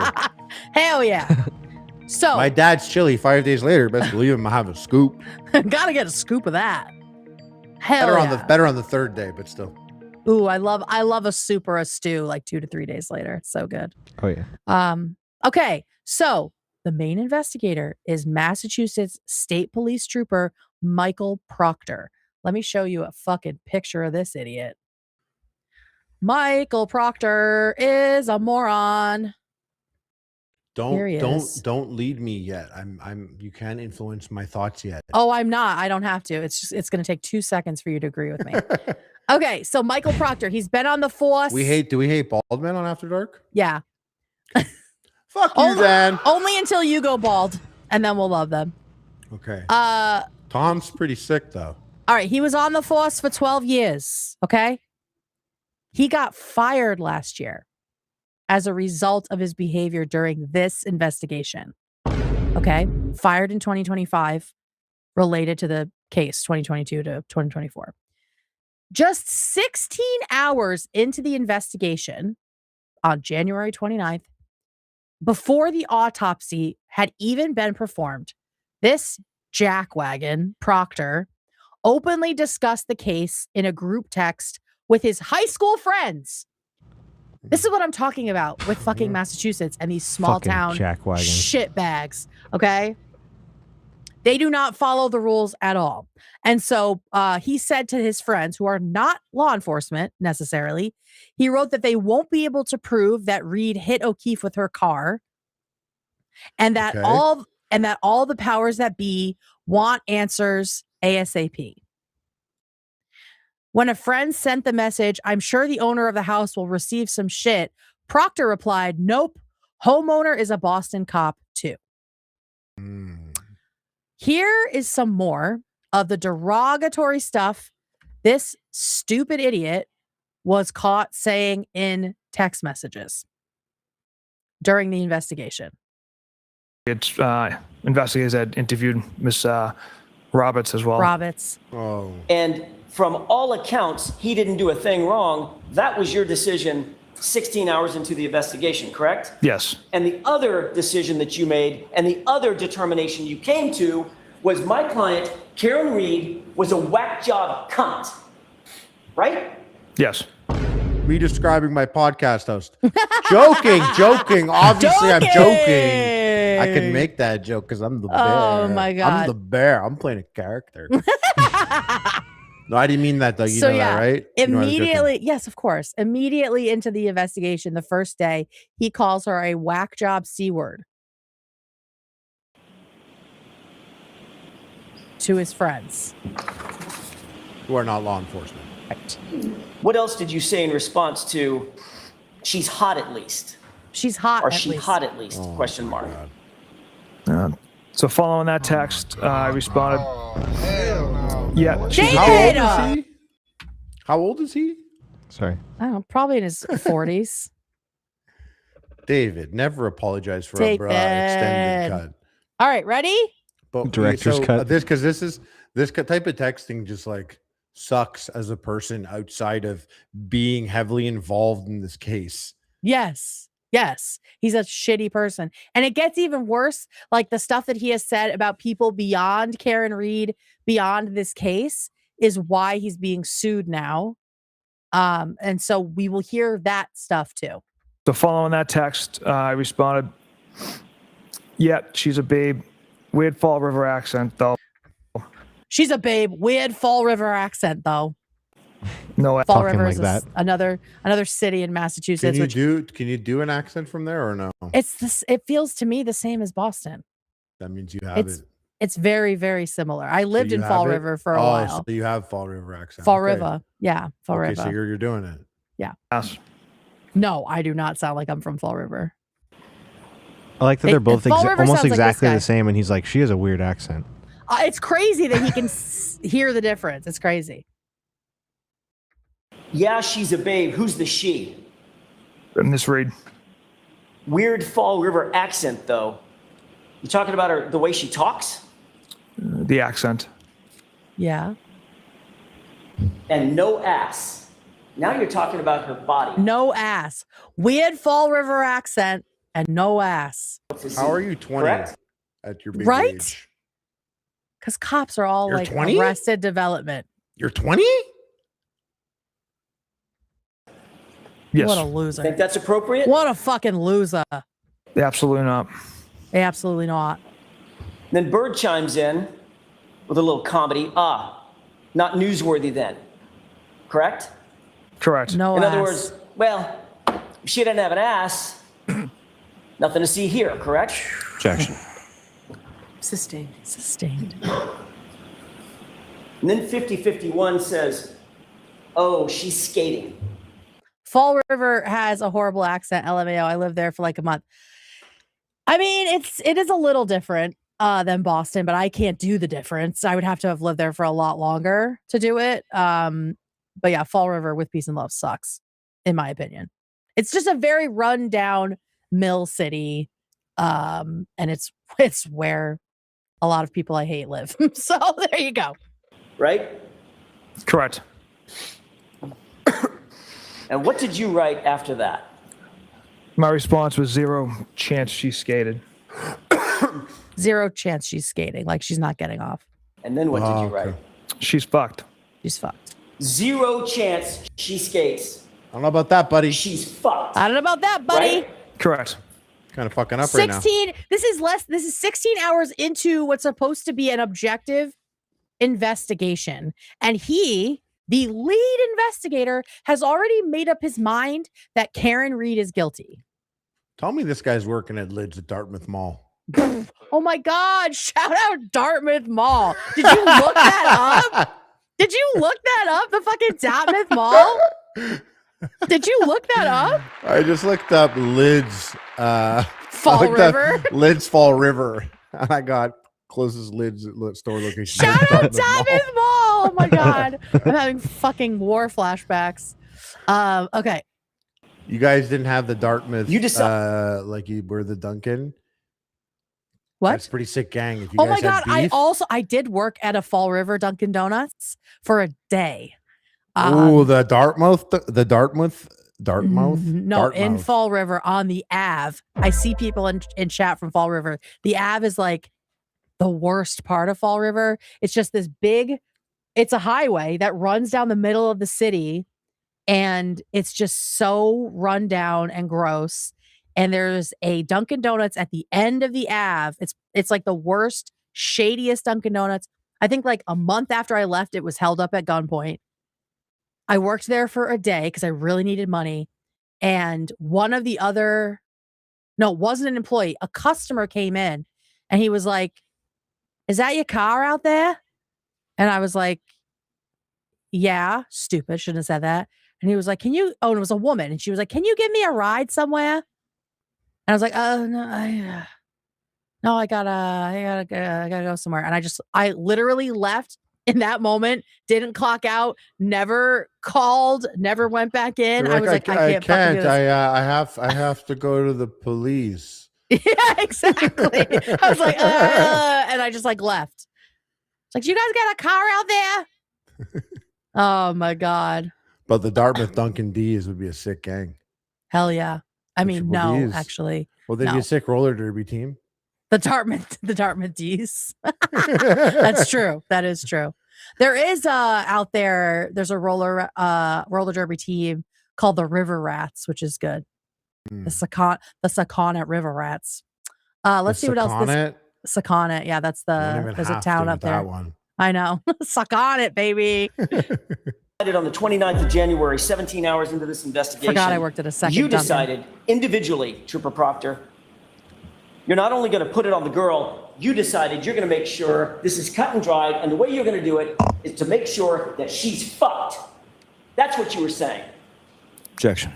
All right. I mean, it was his opinion, right? But still, if you're the lead investigator and you already have an opinion that you're certain of, like that you shouldn't be writing that shit down at the very least. And one would hope only 16 hours into a case that you aren't that subjective about this case where someone has fucking died, right? Like, because it's so easy for a lawyer to pounce on it, be like, "Oh, you're just objectifying her. You don't, you think she's dumb and this and that, so you're just gonna crazy. You're gonna frame her or whatever." How careless and stupid is this? What'd you say? How careless and stupid is this? So stupid. But this is what happens. I mean, I've watched so many true crime documentaries, as I'm sure everybody has, right? They're riveting. And a huge piece of it is always that the cops decide too early on what happened. And then that bias completely changes the investigation. And a lot of times completely nullifies it. And things like this happen, where you end up completely shooting the entire investigation in its foot because you wanted a certain person to be guilty. Your internal biases said that person was guilty, or there are politics at work here and you don't want to work with the Fed, so you're trying to solve it faster. You know what I mean? Or there's an election coming up and you need to get a win, and so you're pushing for one person because it's easy. It feels like the path of least resistance. All of that shit fucks up the actual investigation and the trial. It's bananas. And it's like cops are so ineffective with no peace and no love, with war and hate, I will say. He also, this charming gentleman, also said he hopes Karen Reed kills herself. Goes in. Whoa. You responded to a text message from your sister, correct? Sister. And your response was, hopefully she kills herself, correct? Yes. Who's she? The defendant. Miss Reed? Correct. You literally said that you hope that Karen Reed, the subject of your investigation, the woman sitting to my left, about 7 feet from me, that she would just die, correct? The figure of speech. You wanted her to, the figure of speech is you wanted her to kill herself. No. Right? No, it's What not. did you mean? Oh, you hoped that she would. What did you mean then? Yeah, What does that exactly. mean? What are you saying? The figure of speech doesn't mean you want her to kill herself. Proctor, Karen Reed, in your investigation, had quickly become a very serious problem for you, hadn't she? Objection. Sustained. Did you believe that Karen Reed was a problem or an issue for your investigation? Objection. I'll allow it. Yes. No, absolutely not. Absolutely In your not. words, quote, all the powers that be want answers ASAP. That's what you texted on January 29th, right? Yes. That put a lot of pressure on you, didn't it, Trooper Proctor? There's a lot of pressure in every case, sir. This case involves a Boston cop whose family you are actually connected to, correct? Who? Loosely. Chris L, loosely. Yes. Julie L, loosely. Yes. Colin Albert, loosely. Yes. Kevin Albert, loosely. Yes. What was He that knows lady all doing these next people. to? She's taking dictation. Oh, okay. I was like, so I hadn't seen that on camera before. Yeah. She's doing dictation. I don't have to touch that one either. What'd you say, Harley? I said I don't have to touch that one either. Loosely. Yes. Kevin Albert, loosely. All these people he's connected Yes. to. Loose enough to leave his badge and Yeah, his gun in they all your take cruiser when dictation after and suck on it. Exactly. And Sakata, yeah. a night of drinking, right? Objection. Oh, so one of the cops. Yes. Kevin Albert, loosely. Yes. So that is a relative of the homeowners. Loose enough to leave his badge and his gun in your cruiser when after a night of drinking, right? They're all just fucking alcoholics. So yeah, one of the people connected to the case left their gun in his cruiser after a night of drinking. And he's saying, oh, we're just loosely connected to each other. Now you can see, I mean, That guy, I don't really know him that well. Yeah, Yeah, held his gun. I held his gun for him. Yeah, that's like just what You colleagues do with do. strangers. Yeah, exactly. Objection. Sustained. You're such a fucking liar. You agreed in your group chat. Like that if you I needed was to, going to quote, see a movie make- with Nate and he was like, "Yo, can I leave my gun in your car?" What would you say? I'd be like, no, hang on to it. Let's not see this now. We could see a later showing. Let's go bring your gun back. Yeah, let's home." go. Yeah, that's like, this is not urgent. We can just like bring your gun home. It's not a big deal. You Nate's agreed like, yo, I'm so wasted. Can I put my gun in your car? Yeah. in your group chat that you needed to, quote, make this cut and dry because another cop was involved. Those are your words, right? Mm-hmm. Objection.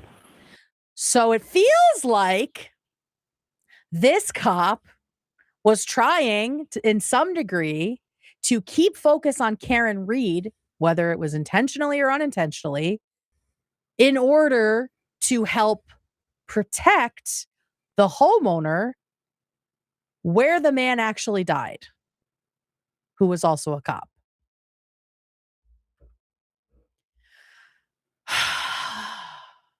He also, this guy, Oh, 6.9K viewers.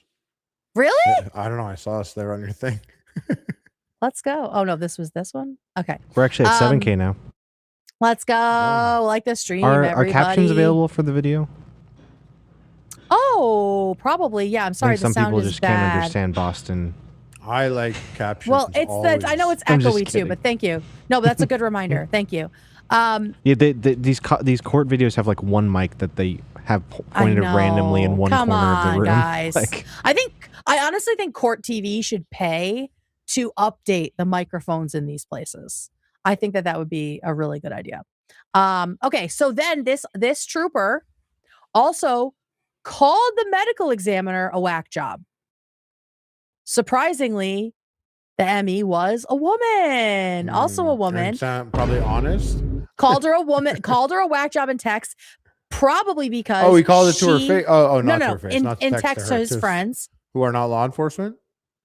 Probably, yeah. He was just texting everybody about this shit. And he did that because, in my opinion, he did that because the Emmy refused to call it a homicide because she wasn't sure. And so now she's also a whack job.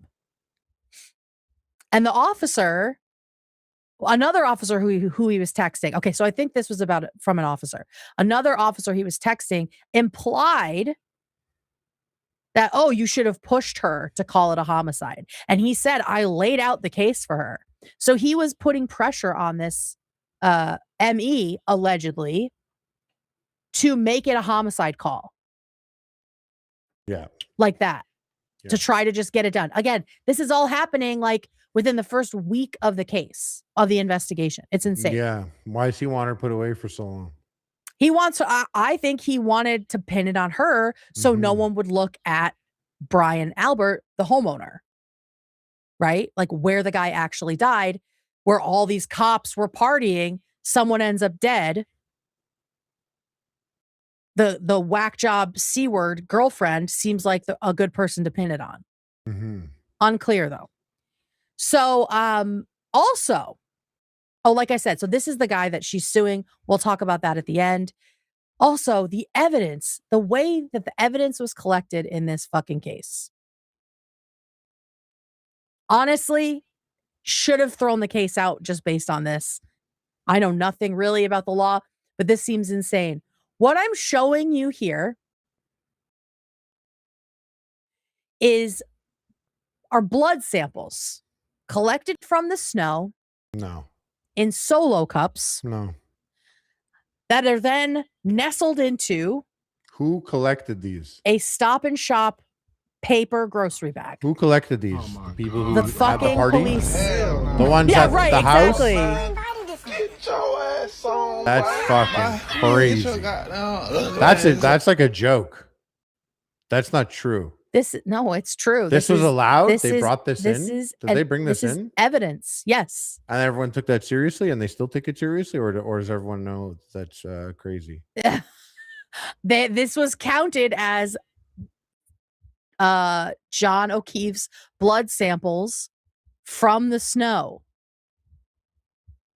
Oh my God. How can this even be a case? This literally feels like a movie where it's like two people accidentally walk into a murder and they're like, we need to get evidence to make sure we're safe, and they just use whatever the fuck is around them. Like, did they pull these cups from the fucking house? Right. From the house party? Well, that's like, what hey, I'm you guys thinking. done playing That's beer gotta be pong? what it is. Can we borrow those cups? It sounds like something that the people there who were wasted all night, Decided maybe fucking to do. each other, woke up and were like, oh no, hey, lock in. We're all police officers. We gotta do what do we gotta They're all rope off the perimeter. Gotta collect this blood. Yeah, let's finish the baggie. Let's finish the baggie and talk about it. Break that up on the table. What the fuck is this? We gotta start collecting blood. Get cups. Cups are fine, dude. Someone said cops were drunk when they were taking evidence. Changed my mind. Yeah. They were at the party. They're like, well, we need the fucking nerds down in the lab for this? Just grab a solo cup and scoop it up. Come on. Just get it before the snow melts. Whoa, who's going to give us a problem? His dad is the judge. We're all related. This is so insane. Yeah, that is exactly the situation. Not necessarily here, but like in small New England towns. Like, I don't, like, this is like open containers. Like, there's no chain of custody here. Why? First of all, shout out Bean Boots. I see you. Why did no one have what they needed? Was the medical, like the coroner's team, not on the scene, or the crime scene investigators? They would not have done this. So why were the cops collecting blood? This doesn't make any sense. The neighbor, the police chief, gave them the cups. What the fuck? And it's a problem. Wait, is that true? That's what multiple people in chat have said. Was that it was he the there neighbor also who was the police chief. Was he also at the 23-year-old's party? Let's see. I didn't. The see anything about him. neighbor of this house is the police chief? Yes. Is everyone a police officer in this town? Apparently. Let me see if he was at the party. It doesn't. Gathering friends and family. He was. Kenneth Berkowitz, Canton's police chief at the time of the incident, was also at the fucking party. So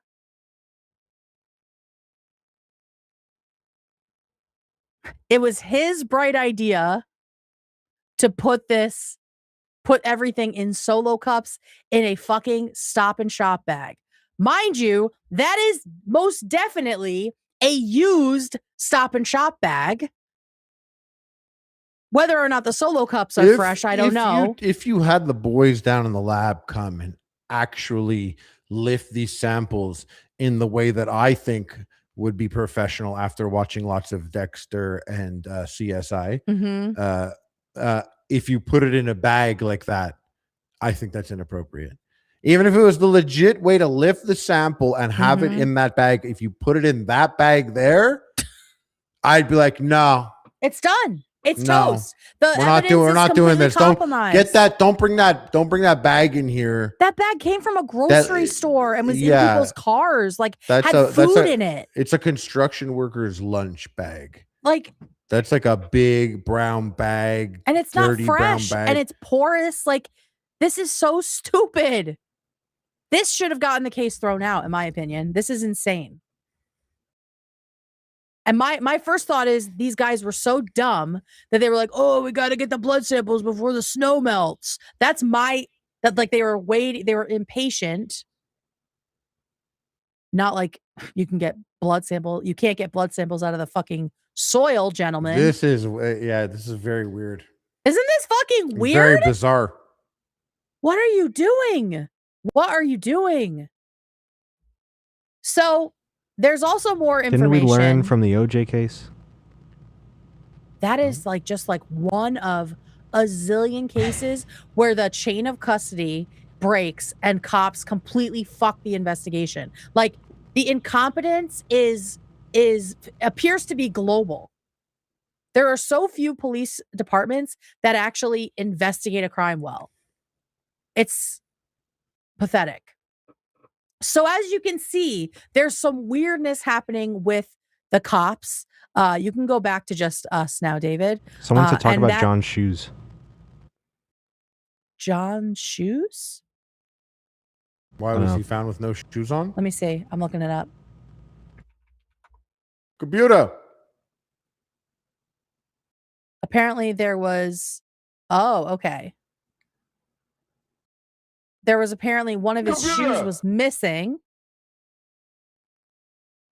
And all right, so here's my understanding based on multiple reliable sources.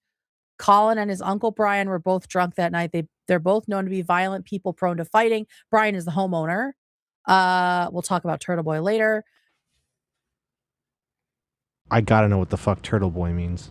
Oh, you'll know. You will talk about that. Anyway, so there's a theory that there was a fight in the house and that apparently while he was taking his shoes off, he got attacked. Or putting them on or whatever it was. And they said implying it was someone in the house that actually could have killed him from a fight. Yes, exactly. And so... Which is also, there's a party at the house. Mm-hmm. With lots of witnesses at the party. Like, wasn't there a whole bunch of people questioned? Must have been over a dozen people, I'm sure. But they're all cops. Right, but also the kids, but the young kids are there. The old 23. Yeah, but there is, I'm sure it's true everywhere, but in a small town, the thin blue line is real. It's very real. Cops protect each other first. And so there is this theory that something happened inside the house and he was dumped. His body was dumped outside to make it look like he got hit. Because cops will do that, they'll plant evidence, right? They do all kinds of shit to frame people. So apparently on February 2nd, the day that Karen Reed was arraigned, her lawyer got an anonymous call from a man who stated he had a background in Boston law enforcement. And that man alleged that the homeowner, Brian Albert, and his nephew, Colin Albert, had beaten John O'Keefe to death inside the home. Who said this? This was an anonymous tip that Karen Reed's lawyer got on the day she was arrested and arraigned. Oh. This guy said John was beaten to death inside the house and dumped outside. That Brian Albert the homeowner, and an unnamed federal agent who is Brian Higgins. He had been out at the bar with them and come back. The two of them dragged O'Keefe's body onto the lawn.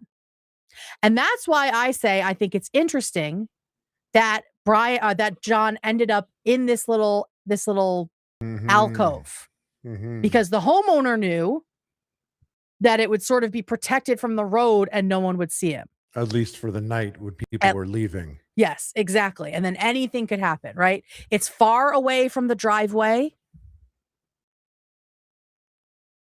And it's at least secluded from the neighbors. Oh, it's easy. It's literally like push them in the snow, throw some snow on. It's 2 seconds. I just thought that it would leave drag marks, foot marks the way there. Yeah, but then you can just sweep them with the snow. I mean, you could easily get rid of that. You could definitely do something for sure. Yeah, you can get rid of that on the way back. Someone in chat said they didn't even search the house. Bruh. I think I remember that from like the early stages when we were just hearing everything, because my first thought when I heard that it was a house full of cops and a body ended up in the front yard, I was like, they did it and they're trying to cover it up. That was my first thought. Right. Because that shit happens very often, right? Cops at any scale, yeah, because like at any scale, if there's any complaint or issues that happen to a police officer, that's investigated internally. Exactly, by their own people. Yeah, right? And then if it's that bad that they have to like let them go, they move to a different police department and they go, oh, we don't need to carry your records over. We'll just start fresh. Exactly. So that is what this anonymous caller said. And this will actually become a huge part of the defense of Karen Reed's defense. It turns out that the anonymous caller was a private investigator who gave a statement to authorities. By who? Yeah, well, I don't know if he was hired. Just a YouTuber. He's a YouTuber. Yeah, just a YouTuber. I think he probably just has connections to cops in Massachusetts as being a private investigator and heard something, heard something on the wind. And he confirmed that he gave the tip to Karen Reed's lawyer. Other weird things that happened that night. Around 1 a.m., one of the officers, I think it might have been Brian Higgins, or another officer that wasn't a cop anymore, but still had an office at a police station, went to his office at the police station, 1 o'clock in the morning, and then directly following that, he called one of the other cops. So what the fuck is going on there? Yeah. And also, a computer search on a computer within the house shows that Jennifer, the sister of the homeowners, Jen McCabe, performed a Google search for how long to die in cold at 2:27 a.m. Okay. That's that. Who looked this up again? I know for like a jury, it takes a lot more, whatever, blah, blah, blah. But like, we as people, there's just certain things where it's like, oh, okay. There's no Why would she do that? Where you would ever just randomly Google that. Right. Like while you're wasted, you have Higgins, to go on the computer and do that. That's really, really crazy. Okay. Yeah, who Googled that? This is Jen McCabe, the homeowner's sister. The homeowner's sister who had been out partying with them, was giving them directions to the house, telling them where to park. If anyone here had killed this person, he was there. There would be some sort of like solidarity pact. And at that point, the house is whoever's house it is would probably be, me talking as a professional YouTuber that knows nothing. Right, of course, yeah. It would probably be on them. If it's anything like a car, at least, because it's found on their property. It was her phone. Sorry. It was her phone. It wasn't a computer. I was going to ask how they knew it was her. Yeah, the sister Googled how, but it's spelled Haas Long to die in cold at 2 in the morning. At the house. Yeah, exactly. Wasted 2 in the morning. I I mean, I can see that also being a drunk conversation, but that's too coincidental with for a me. dead body in the front yard. Exactly, within an hour of a body in the front yard. Crazy, She searched right? that, and then right after, she's like, "How to delete search history." Yeah. Now, also, in addition to that, Brian and Nicole, the homeowners, very quickly sold their house and also got rid of their dog within 3 months of this incident. Okay, wait, hold on. So wait, how long? Remember have they I had the dog told you for? there was a dog Chloe, involved? Chloe, good girl. And Good they girl. also got divorced in 2024 while the trial was going on. Chloe, what happened? How old was she? How long did they have that dog? I'm not sure how long they had the dog, but we have more information about the dog. We will get into that when I'm about to give you the theories. Okay. And Yeah. they sold the house within 3 months. Mm-hmm. Okay. Yep. They sold the house. They rehomed the dog to Vermont, and then like months later, they filed for divorce. Someone said the dog was a fucking snitch. It's crazy. She claimed Karen asked her to look up how long to die in the cold. They found him. When they found him, but the search was earlier. It was a whole thing with a cell phone. Yeah. I know that the prosecution says that's when the tab was opened, but not when the search happened. So, and I don't know if that's true or not. I have no idea. They just know someone that a tab said was opened. Right. Someone said that. Tab is, I want to check that. Karen Reed. Someone said they had the dog for 7 years. 7 years. Oh my God. Okay, that's crazy. Okay, here's another thing. That's that someone crazy. just posted. There's so much to this. So thank you to everybody who has been following this obsessively, because this is the first. This is the first deep dive I have done, and I was like completely overwhelmed by all the evidence. We have a juror in Brian chat. Higgins. Shout out. I know, we should have them call in. If they're still in chat, I want you to call in when we're done talking about this. Brian Higgins, who was the federal agent, the ATF agent, who was partying, who was at the house, who allegedly, according to the private investigator, helped the homeowner drag the body out. He testified that he threw his physical cell phone and a destroyed SIM card into a dumpster at a Cape Cod military base. He did this in 2022, one day before being served with a court order to preserve the device. Feels like he got a tip that was coming. Yeah. So why did he want to go destroy his phone and dispose of it at a military base? Because he was at the party. He's being implicated now by this private investigator. So he went and destroyed his phone.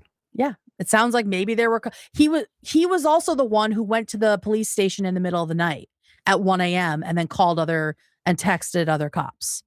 And which one was this? What's his name again? Brian Higgins. Okay. Yes. Also, Yes, Quiet Thing says, Kate, the judge on this case, her brother was the lawyer for Chris Albert in the 90s when he hit a college kid and drove off, killed him in a vehicular manslaughter. Ooh, interesting. That's like what, the brother of Brian Albert?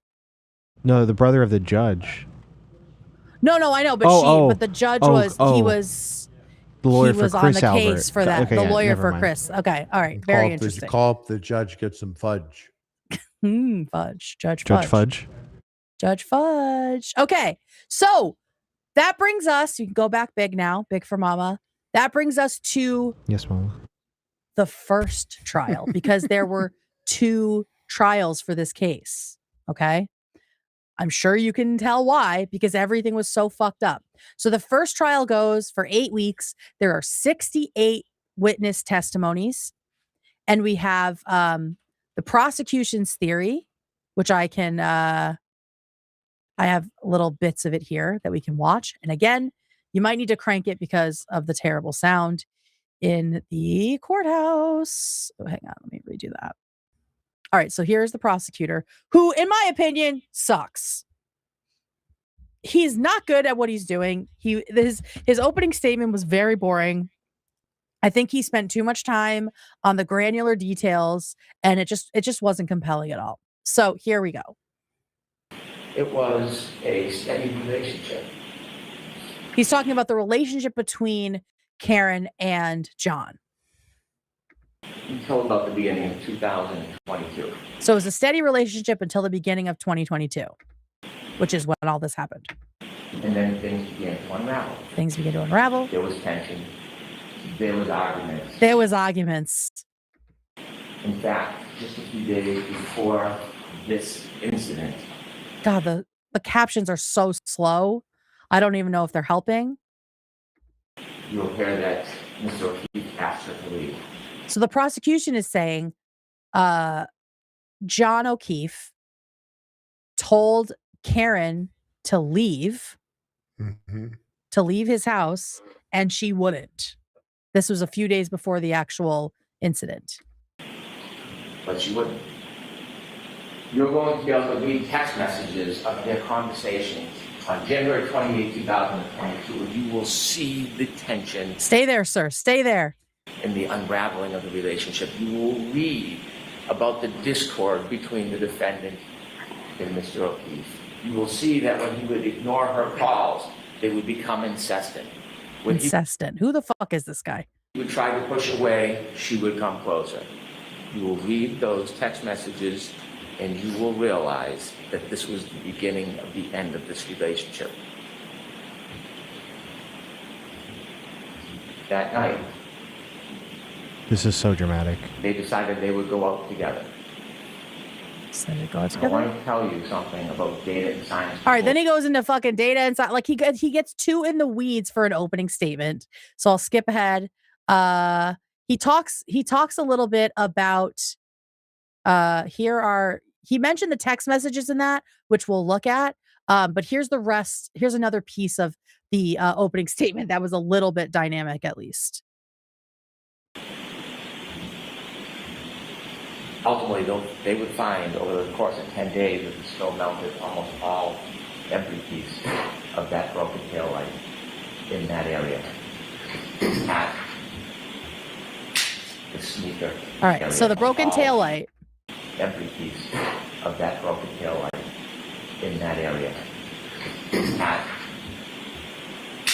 the sneaker. His hat was there, one sneaker, and apparently the broken taillight, all the pieces of the broken taillight, which there's video and photo evidence like from a week later or maybe less of the taillight intact. So did the cops smash another taillight and sprinkle it on the crime scene? Glass. A random other one? Was Yeah, that a I theory don't that people know. have that Yeah.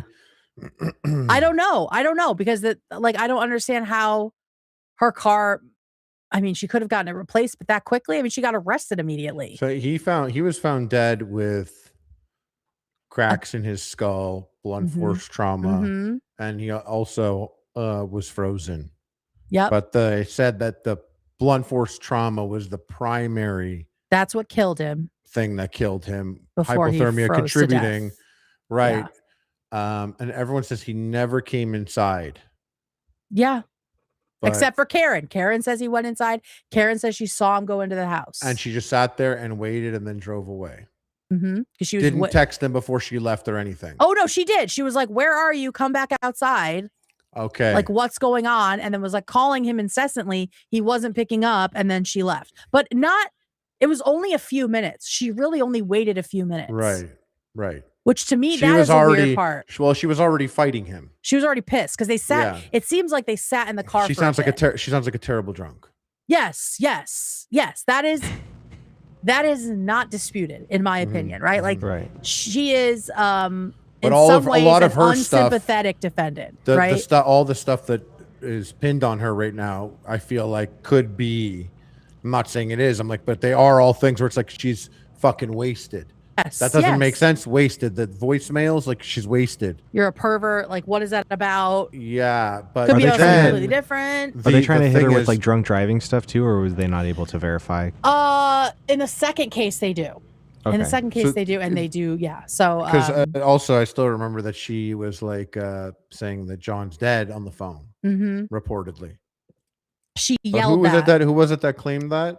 The person she called, which was her friend Carrie. Who was not at the house? Not at nor the house. Is a police officer. Not a police officer, but she went with Karen to the house the next morning. So she was with Karen when they found the body. Yes. Okay. Yes. Who Good is questions. she? She's one of Karen's friends. But what does she do? Girl, I don't know. Let me see her face. I wasn't digging into that. I can show you. Karen. No, I was just Reed. trying to. I want to know how. Just you know. Carrie Roberts is a lifelong friend of Canton, Massachusetts police officer John O'Keefe and a key prosecution witness. Oh, She was a friend of John. yeah. Okay. Interesting. So she testified against Karen. I think if I so killed that was a John, I good wouldn't want to question. bring John's friend with me to go find the body, right? I know, right? Like that seems like if something you kill John wouldn't- and then you bring someone, you're like, oh, who did this? Exactly. Like, why would you do that? Yeah. Why would she do that? She has MS, y'all, if that's what we are figuring out. Who? I don't know. I don't know what we're trying to figure out. I don't know if anybody, I wasn't talking about anyone's illness. Okay, so that's Carrie. Good question. I like all these questions, Harley, because we're getting even deeper into it.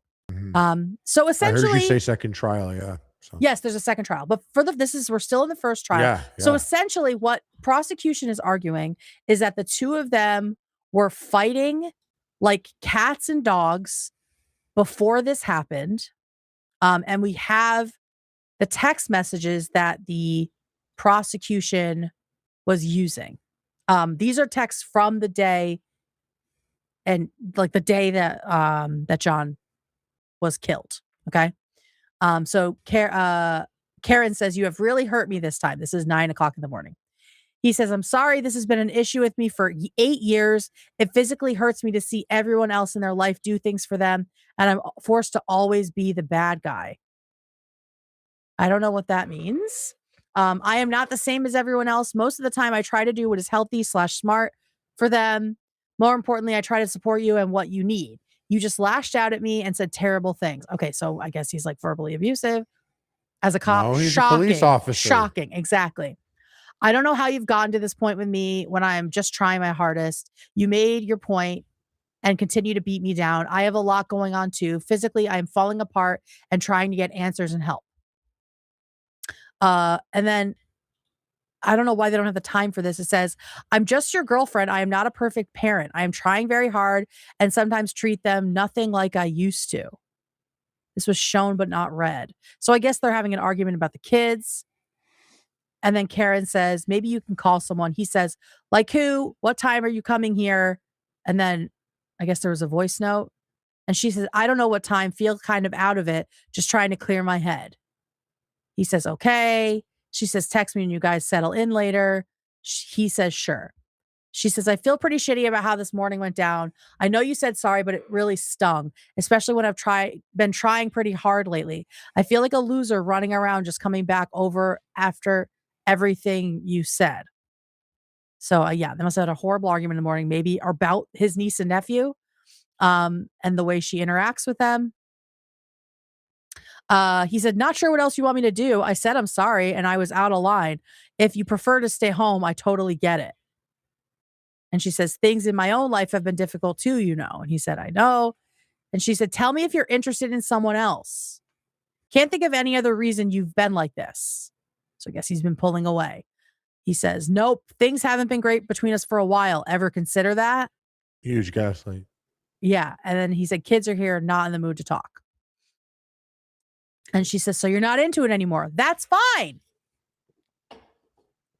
Someone who says that is not going to try to fucking kill you, in my opinion.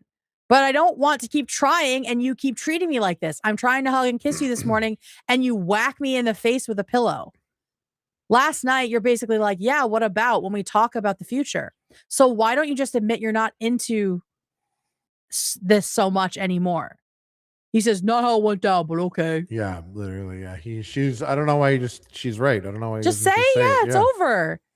And then she says, can you please admit your head is out of the game with us? Now, the prosecution saying she was asked to leave and wouldn't, that does not sound like what's happening here.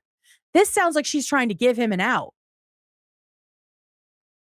It sounds like she's like, just tell me so I can fucking leave. Mm-hmm. He says, sick of always arguing and fighting. It's been weekly for several months now. So yeah, I'm not as quick to jump back into being lovey-dovey as you apparently are. He says, oh my God, stop calling. And she said, then why would you start with me this morning? You're setting me up to fail. And he says, you start a number of fights from your end. I've explained it a few times already, not doing it again. She says, so you're not into this anymore. Again, she's like trying to just cut the fucking cord. Or get him to do it. So you're not into this. He says, not into fighting all the time. Correct. And she says, if you tell me you're interested in someone else, you will never hear from me again. You can have all the space in the world. And then there's voice note. I don't think it's a voice note. I feel like it's probably a GIF, a boomer GIF. Oh, well, no, but she says, then stop starting with me. So maybe he's like, stop fucking calling me. Right. Yeah, it would just be weird if he's sending voice notes and also being like, stop calling, I can't talk. Exactly. Right. Well, it's a toxic relationship, it's just right? a gif of an eye roll, just like, oh, the Robert Downey Jr. one. I should have read this all in the fucking Fall River accent, but someone's at the door again. Is your wife at the door? Why can't your wife answer it? Do I hit him with fart overload? Yeah, he needs a butler. All right, let me see. Do you think now he's upstairs? Now.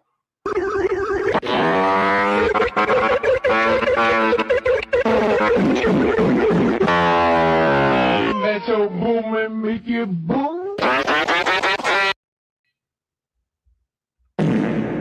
One more for good measure. Hopefully that reaches him. Golly said Harley's doing drop shipping from home. Yeah, for real. Did you don't say what it is, but did you see what Tamara said in chat? I did. Very exciting. Very exciting. Now everyone's gonna be pissed. Like, what the fuck are you talking about?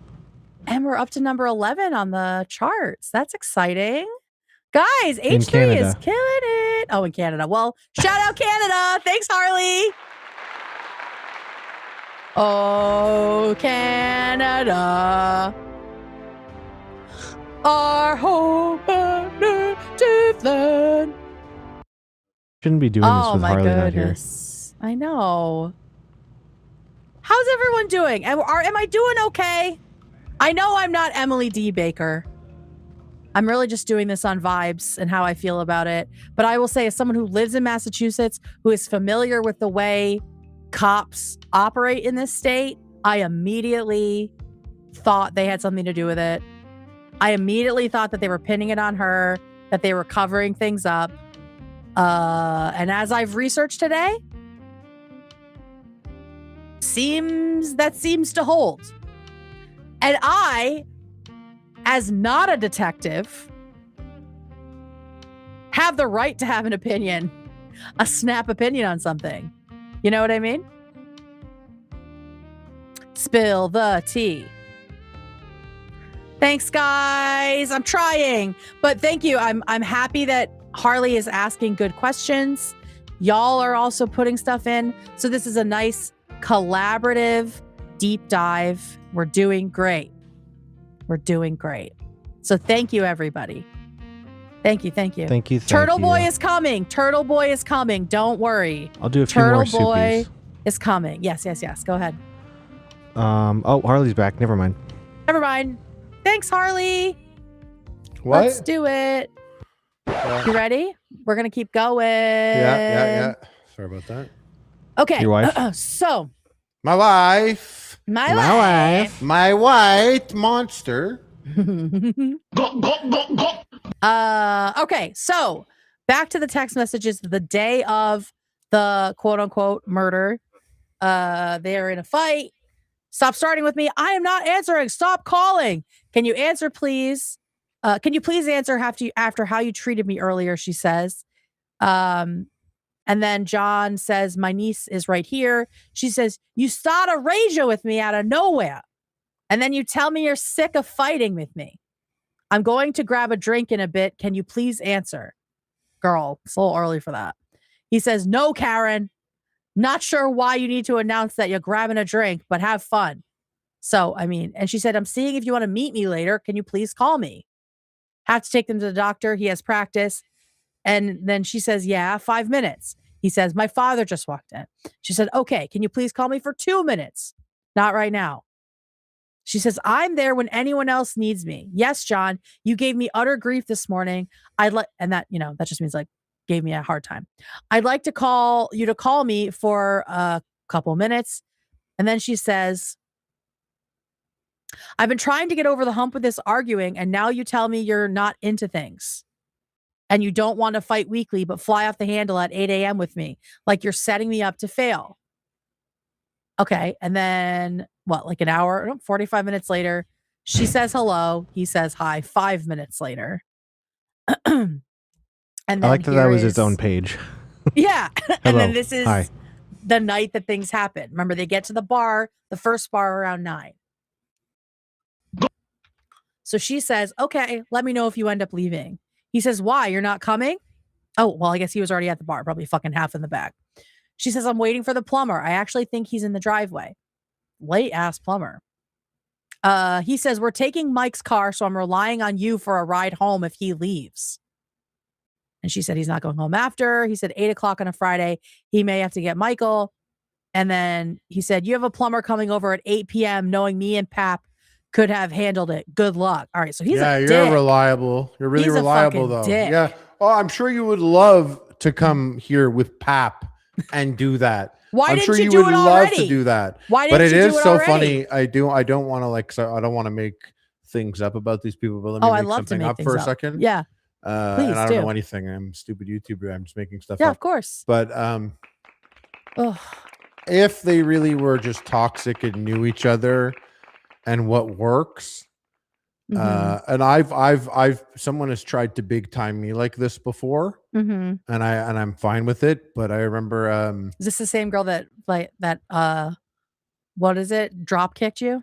no. I got big timed by another guy. I realized after that he was big timing me. I didn't realize. But is it Ethan? my raccoons were like getting into my garbage can. Okay. I'd moved to Toronto, and the raccoons are like 5'2". Ew, And they have 6 fingers and 2 thumbs, and they could just do everything. Yeah.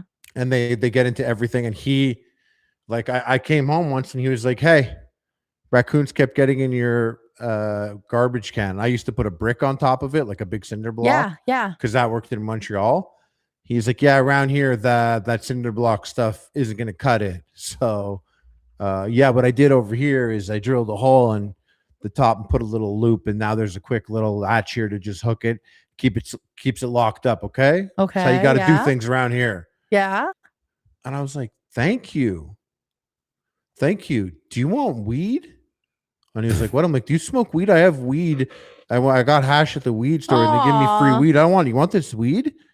And he was like, okay. And he was so shocked and taken aback by it. You were being but nice. I thought that this weed isn't enough for him getting tools and doing that. I'm like, that's awesome. And then when I went inside, I shared the story. One of my buddies was just like, dude, you let him fucking enhance your garbage can like that? You let him fucking bring his tools over and do shit on your house like that? And I was like, yes, that'd probably. He's like, I would never let something. I'm like, oh, that's why he was shocked that I responded with like, do you want weed? Oh, because he was like trying to like swing his dick around. Yeah. Well, yeah, he was kind of like, hey, hot shot. That's not how we do things around here. You got to do this with your garbage can if you're serious. And I was like, wow, you're a real handyman. Thank you. Thanks, mister. And when I went in, when I went inside, one of my buddies said that. I was like, oh, that's the logic. That lines up. It reminds me of this right here. She knows that John is that type of guy. Yeah. And by being like, I'm waiting for the plumber, I think he's here.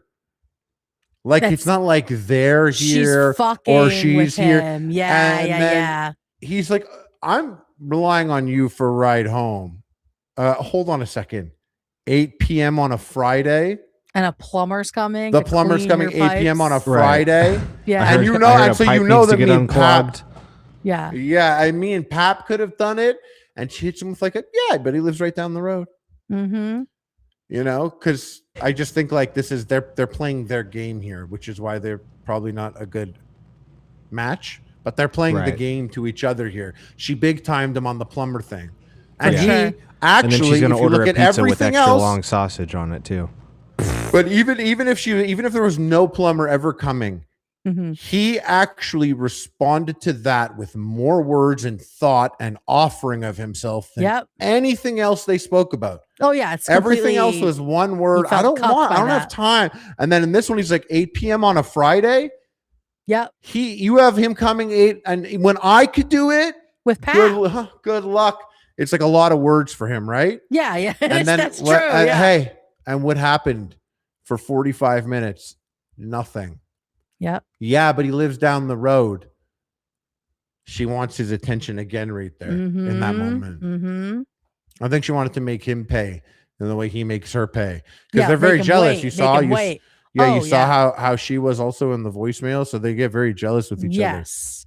I think they're both drunk a lot is the vibe that I got from this. Yeah, but he lives right down the road. This is just so like creepy that he's like, Karen, this storm is going to be intense. Can't drive. It's like, oh, it's the last storm of your life. It's just like so weird to see him acknowledging like the weather conditions that he's going to die in. It's just so surreal. And she said, okay, well, if he can't, he can't. I guess they're still talking about the plumber. And he says, I'll do it Monday. And she said, I better not still have this problem on Monday. And he said, you plan on being there? And she said, I'd like to know I can take a hot shower here if I need to. He said, I figured you'd be in Canton till Monday. I'm getting off my phone. Let me know what you're doing.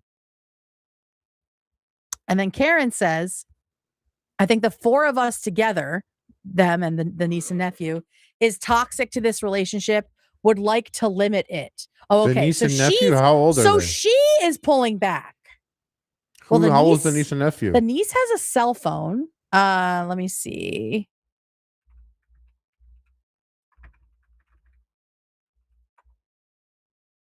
Let's see. Hang on.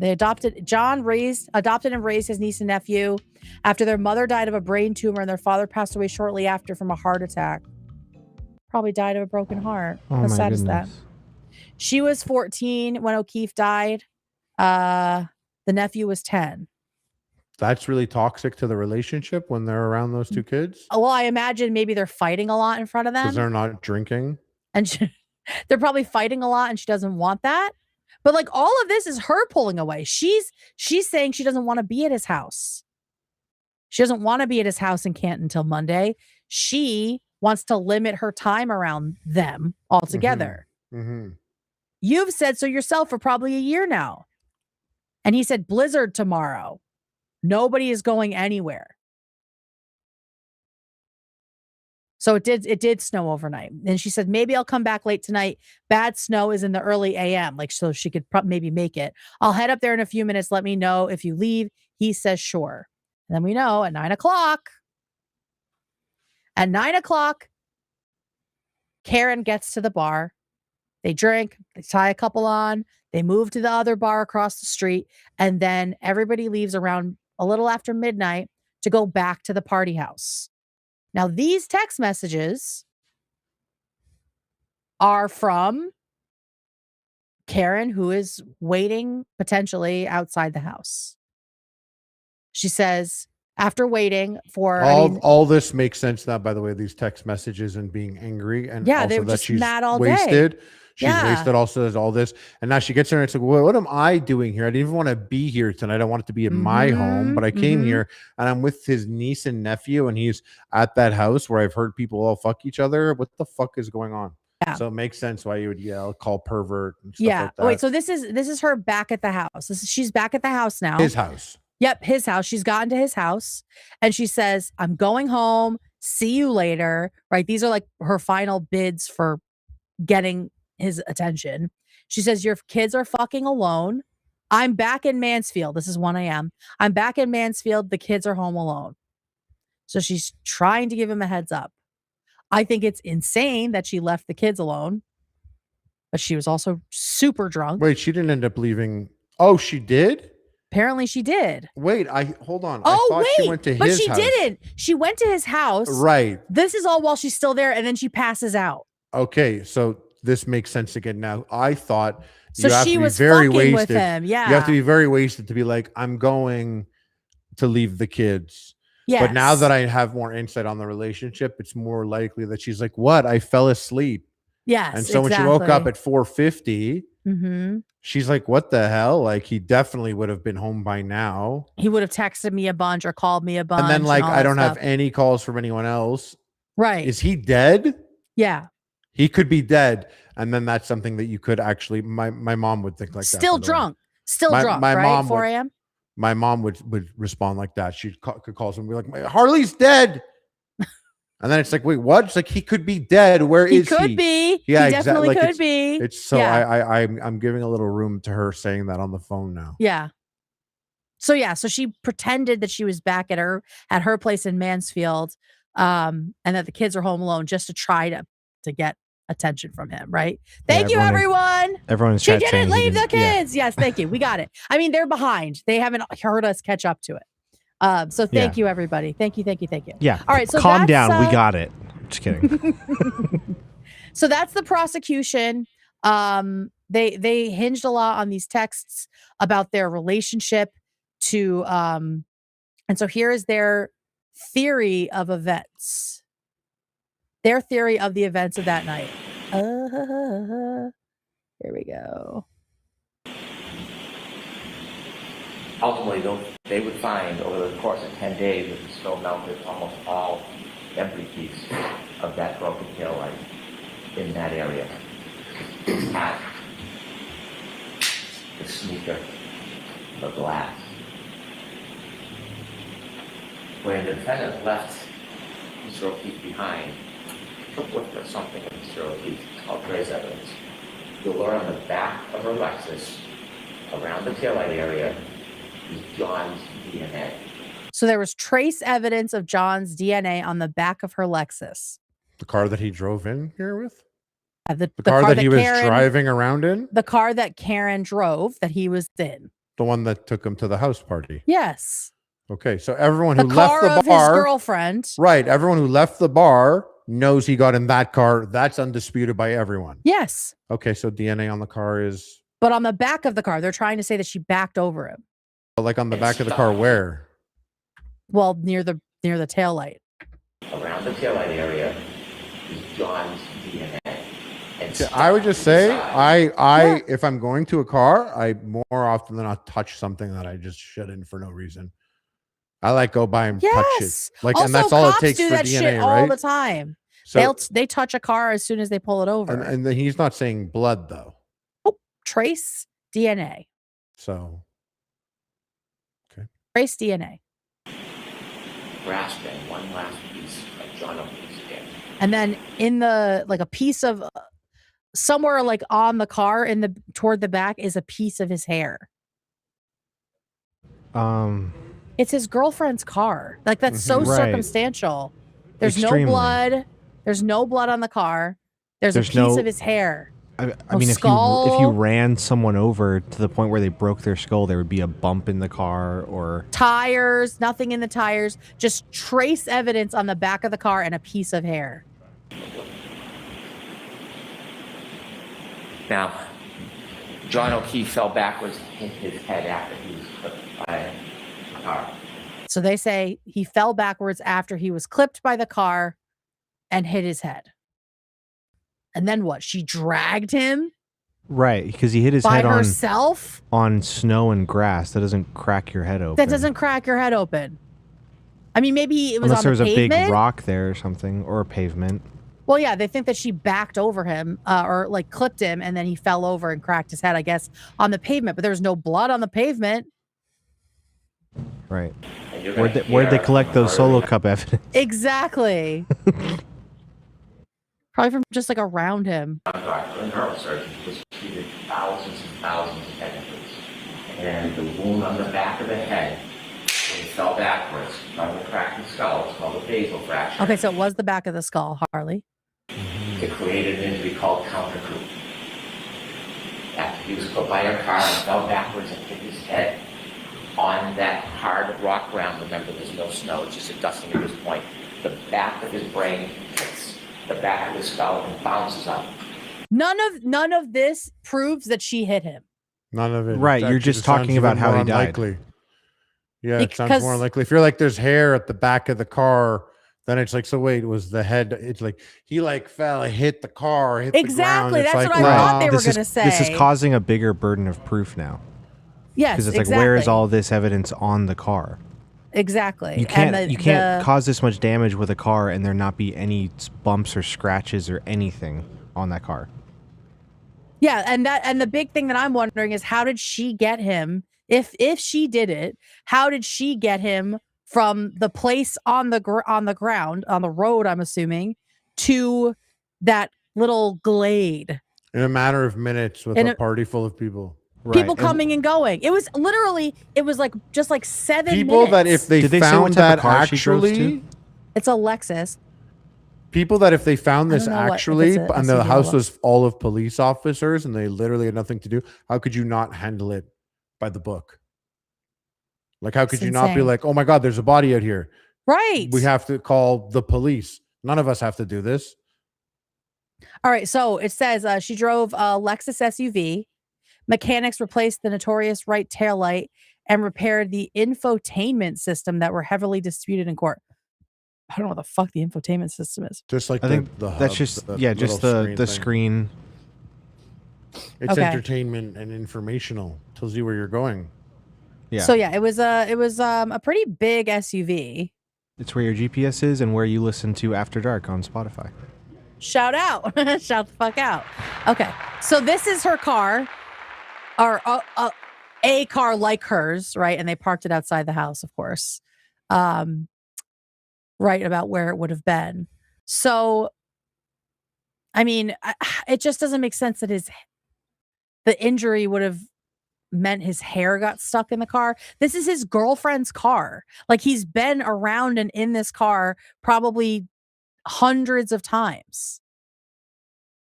It's very circumstantial. Maybe it is why, but the point is, all the lawyers have to do in this case is poke enough holes, right? For reasonable doubt. And I think it seems like the evidence is full of holes, and it's very circumstantial.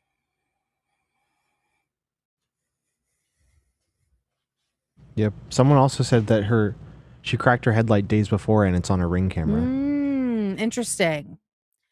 Remember, people also saw her drive away and didn't see anyone around her car. Yeah. So how the fuck did she get a body, a man's body? You can see how small she is. How did she get a body from where it was on the pavement and drag it into that area when there was a huge fucking rager going on at the house?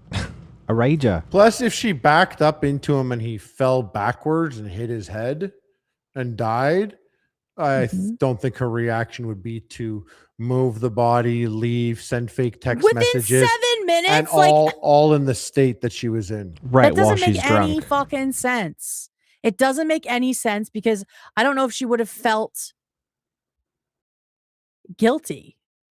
Like, I don't know how she would have felt at that moment. I don't think she would have felt like I need to cover this up, but maybe she would. Maybe she is very paranoid. You know what I mean? Because that was just clearly a fucking freak, horrible Well, she was accident. drunk. She was drunk driving also. Yeah, that's true. That's true. So maybe.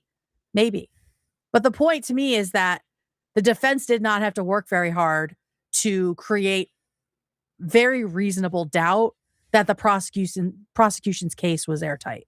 And so we have the defense doing their opening argument. The defense, one of the defense's lawyers, one of Karen Reed's lawyers, was Alan Jackson, who was an LA attorney and a former prosecutor who at one time Shout out had LA. represented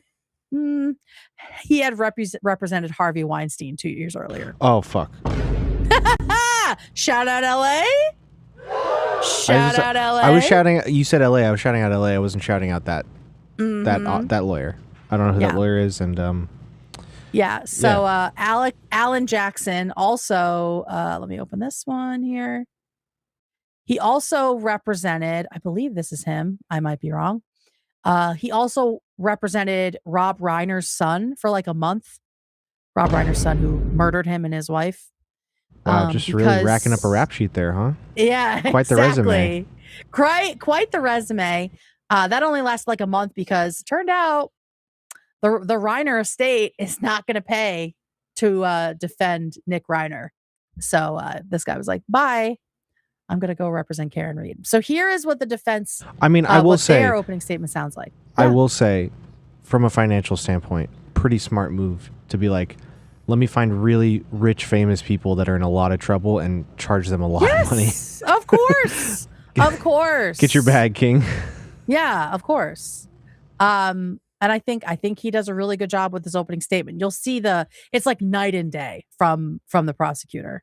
I want to take you back to the night in question, January 29th, for just a few minutes. Remember, Karen had gone home after dropping off John and John walking to the house. To John's house. While Karen was asleep at home with John's 13-year-old niece, what were the people who had been at Brian Albert's house that night? What were they doing?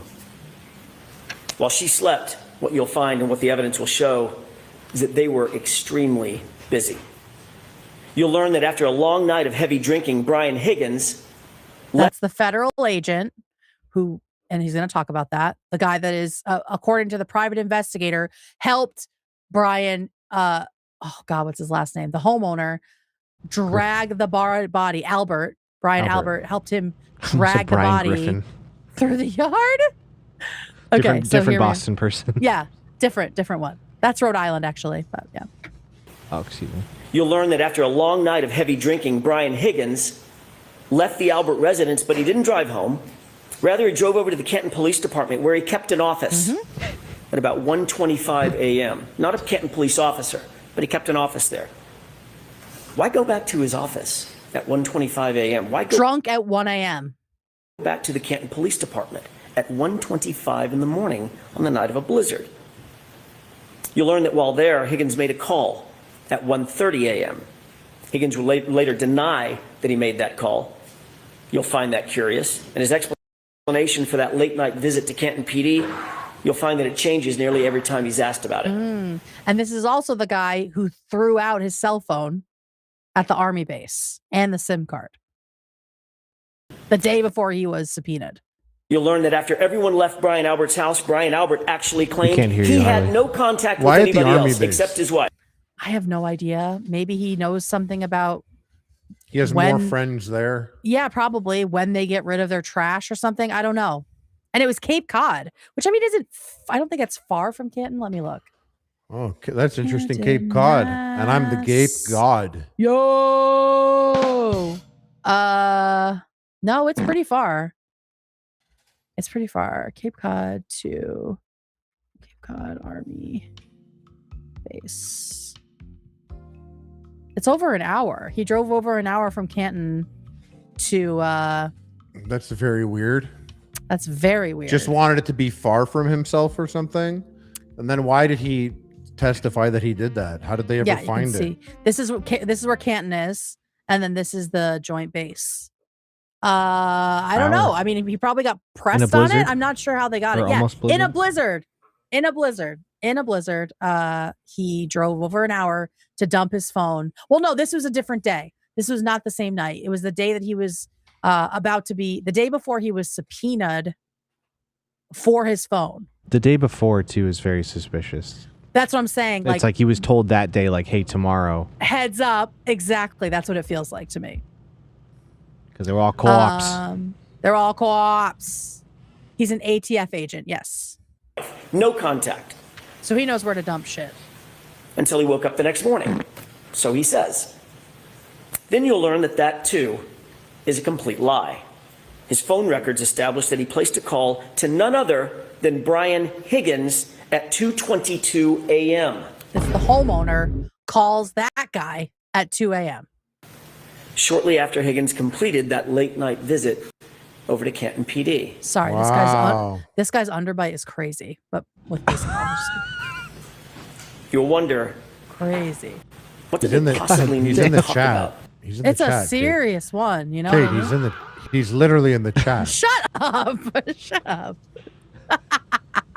Okay. Got like a Jim Carrey chin. 2:22 under that late Yeah, night visit look at it right there. over to Canton PD. I can't. I have underbites in my family, so like I just noticed it really right away. He's hitting that. Yeah, damn. Like my sister had to have like full face headgear to like put her bottom jaw back. You'll wonder, what did they possibly need to talk about at 2:22 a.m. So interesting. that night? The evidence will establish that Brian Albert called Brian Higgins Oh, first. apparently the cops say it was butt dials. Sure, Jan. Butt Brian dial? Albert then Oh, my phone. We My don't butt dial ass. anymore. Yeah, like the phones don't work that way. Your phone don't have buttons. You dumbasses. You fucking idiots. connected that call when Higgins didn't answer I'm sure it. the man Seconds is lovely. I'm sure he's a lovely man. later, Brian Higgins returned the call.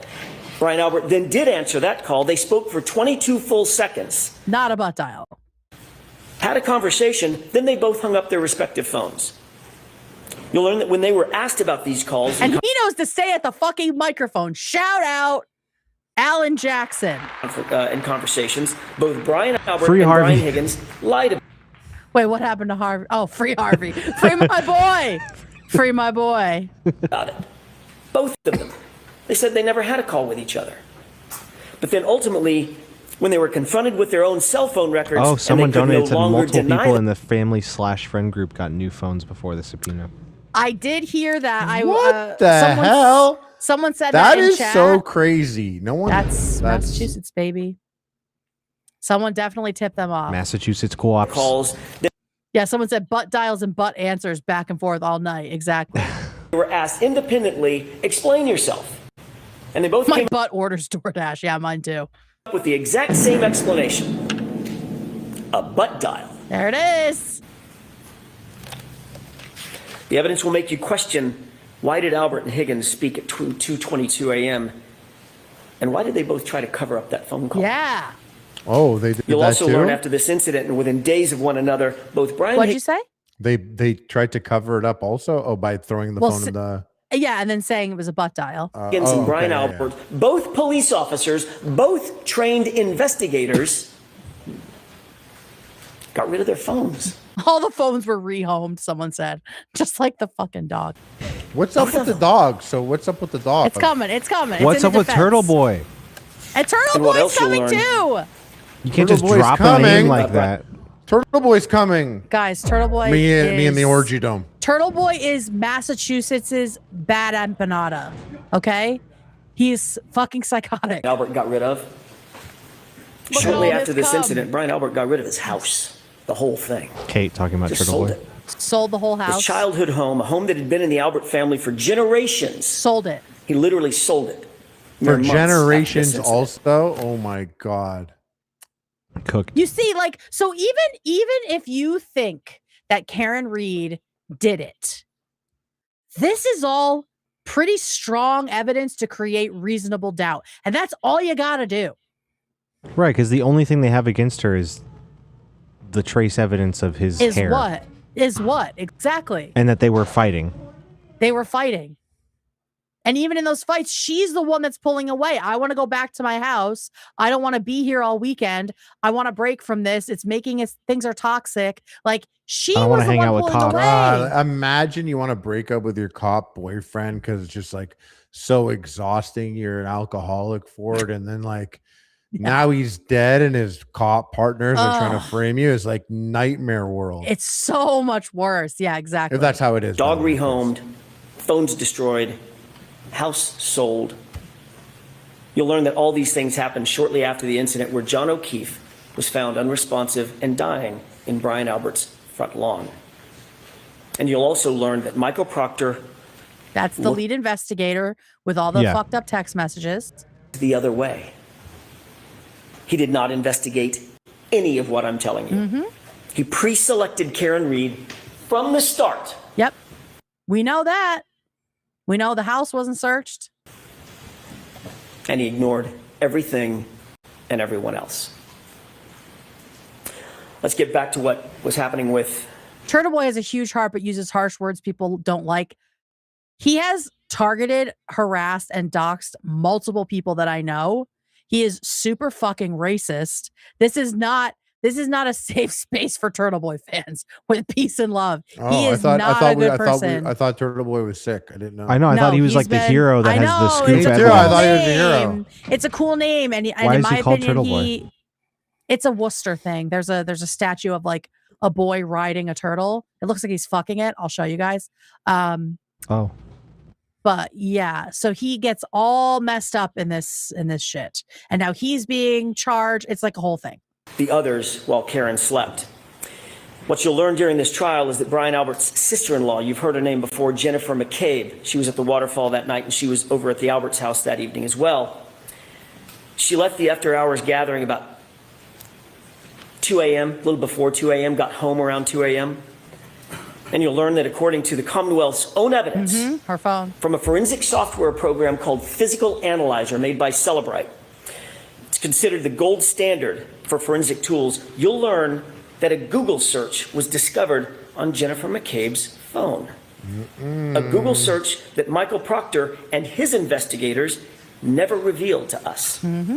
But we found anyway. A Google search that was time-stamped, according to their own data, at 2:27 a.m. Yep.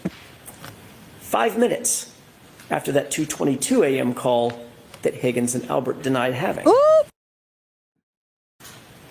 And that Google search on Jennifer McCabe's phone read, "Hoslong to die in cold." Hoslong to die in cold. Not that. Not the text that they read in fucking like that YouTube court. reading the comments. How can I get pregnant? What is it like? It's like the Yahoo answers of like how one pregnant. All those things. That's what that reminds me of. So that's the defense is going after that. So here is what the defense thinks happened. Okay. They believe that O'Keefe was beaten inside the house and then was dragged and left outside to die in the snow. And that the close relationships between Proctor, the lead investigator, and the Albert family created a conflict of interest that prevented the actual investigation from happening, or a good investigation. Proctor admitted to not initially disclosing his personal relationship with certain witnesses in the case, like a lot of them. And another piece of it is the dog piece of it. So where's my picture of Chloe? Let's put up Chloe for a second. I would show you a picture of like the injuries, but it's like a dead body, so I'm not going to do that. It's just to his arm, and that's why they think that the German Shepherd was involved. Okay, so pretend this is Chloe. It's just a random German Shepherd.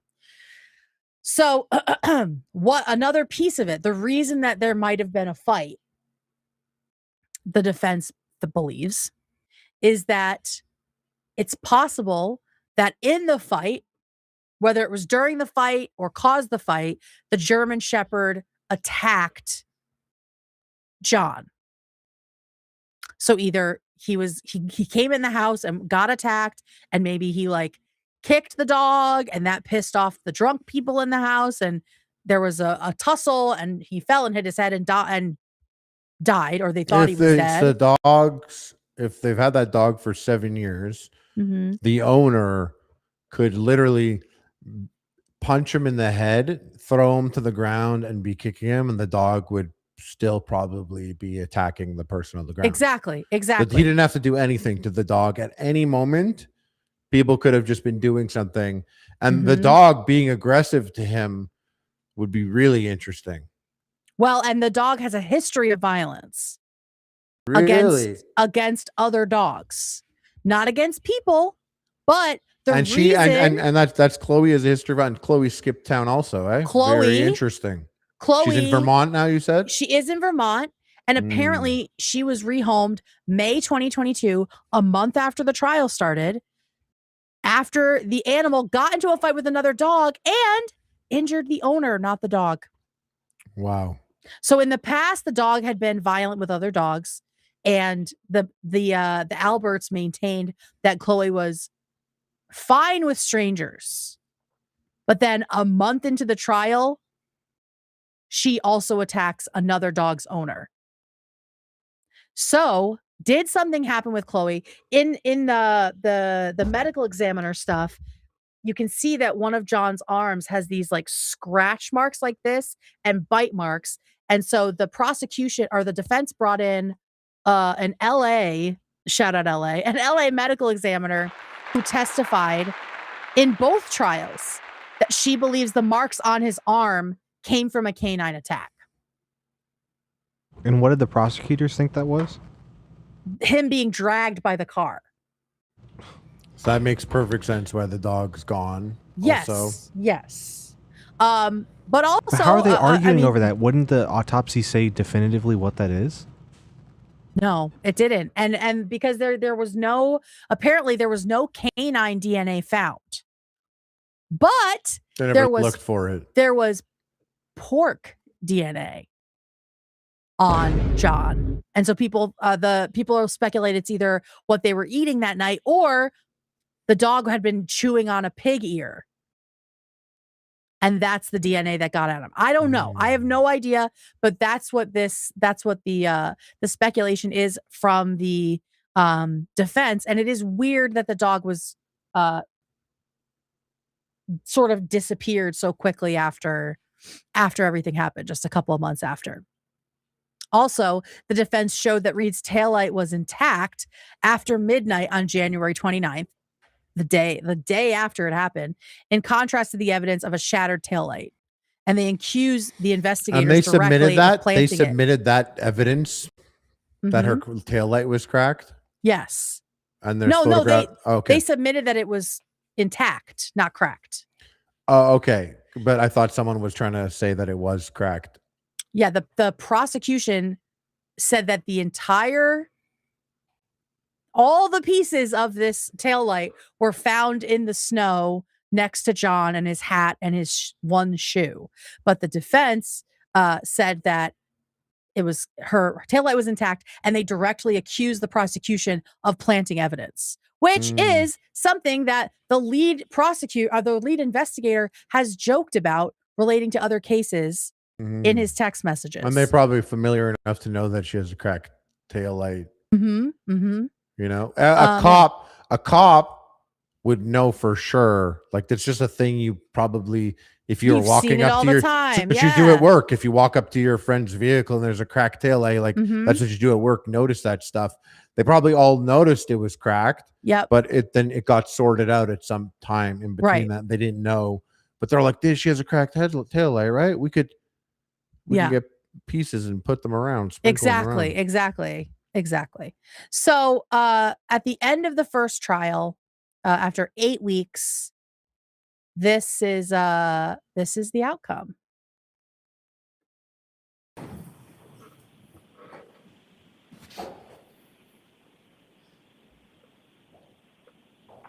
Come on.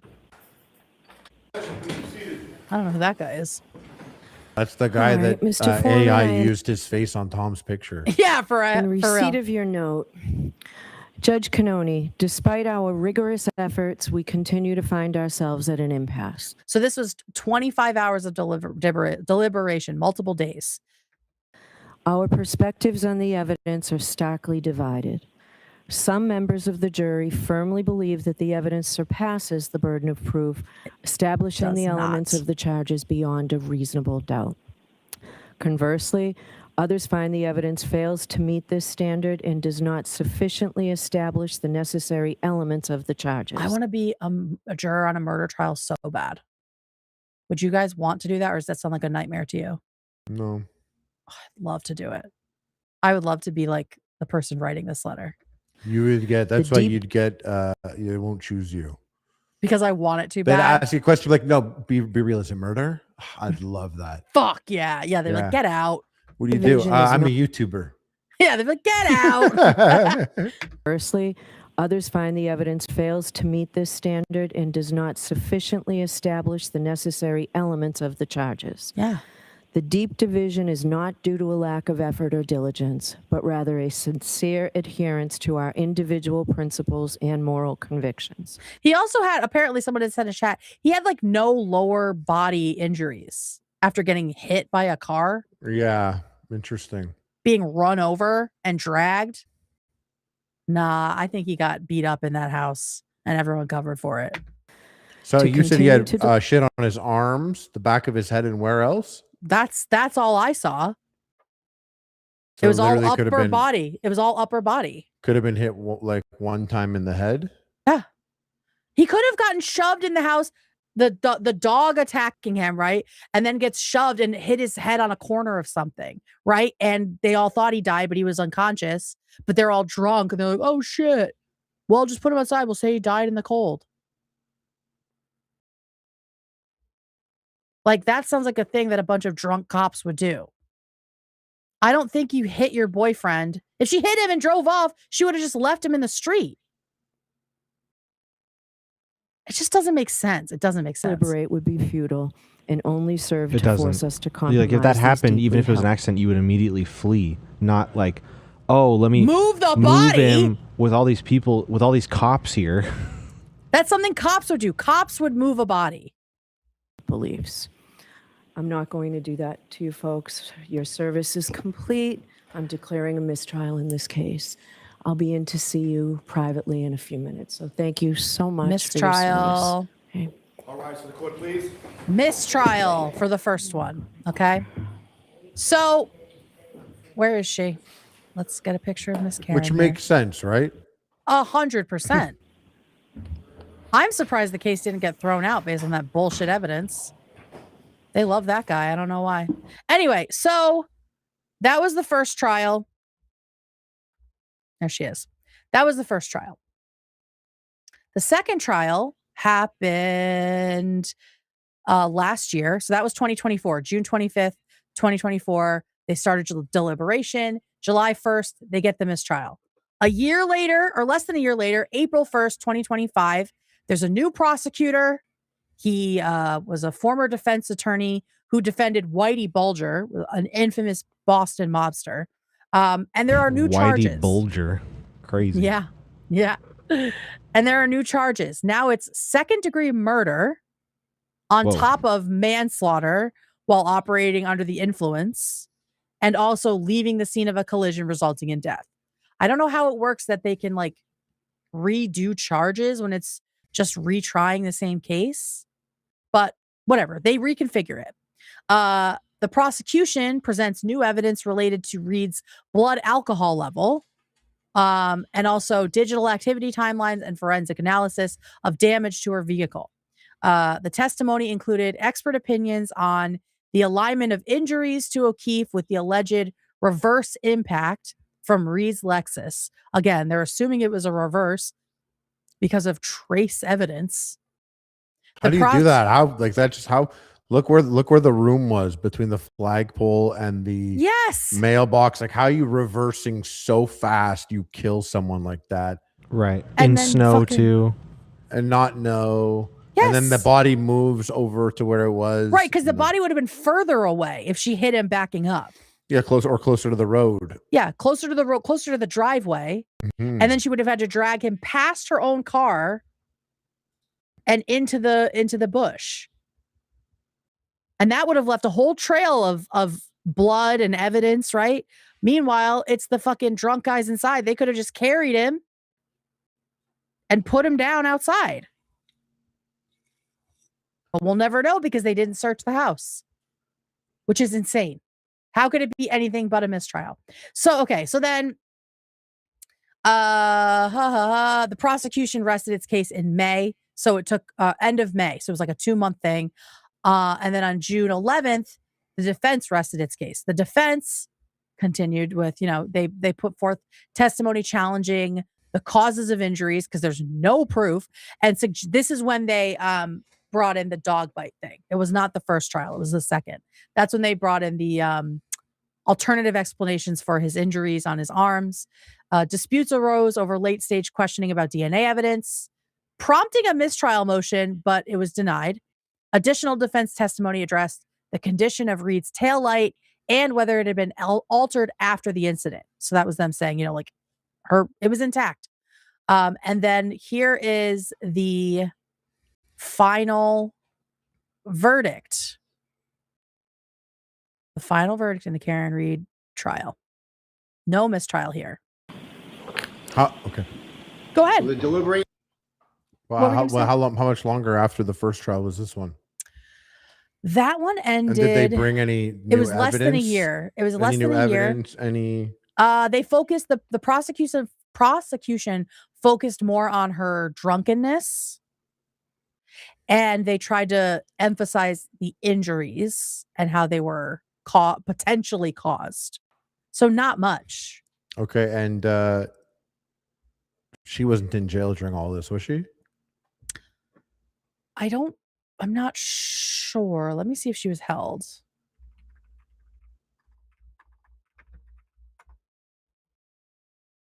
She might have been No, she was out on bail. Out on Yeah, bail, $50,000 bail. Out on $50,000 bail. Out on bald.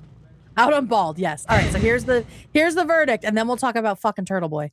Jurors remain standing. Defendant remains standing. All other parties may be seated. All the parties. Your Honor, may the record reflect that 12 deliberating jurors and 6 alternates are present. Yes. May I inquire? Yes. Mr. Foreman, members of the jury, have you agreed upon a verdict? Yes. Thank you. May I see the papers?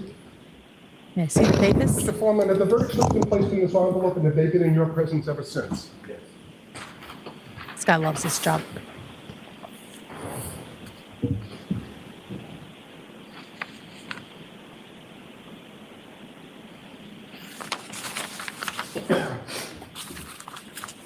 Look at him. He's like, I'm not looking. I'm looking.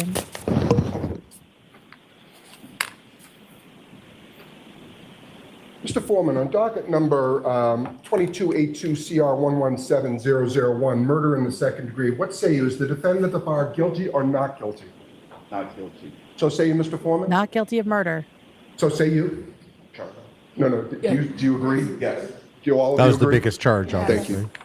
002, what say you? Is the defendant at the bar not guilty or guilty? Not guilty.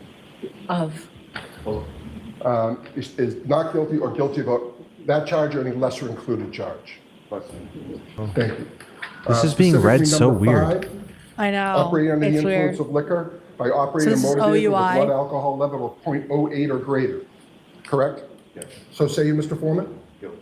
So say you all? Okay. 003, what say you? Is the defendant at the bar leaving the scene after accident resulting in death? Is the defendant not guilty or guilty? Not So say guilty. you, Mr. Foreman? Oh, you can hear everybody outside the courthouse. So say you all?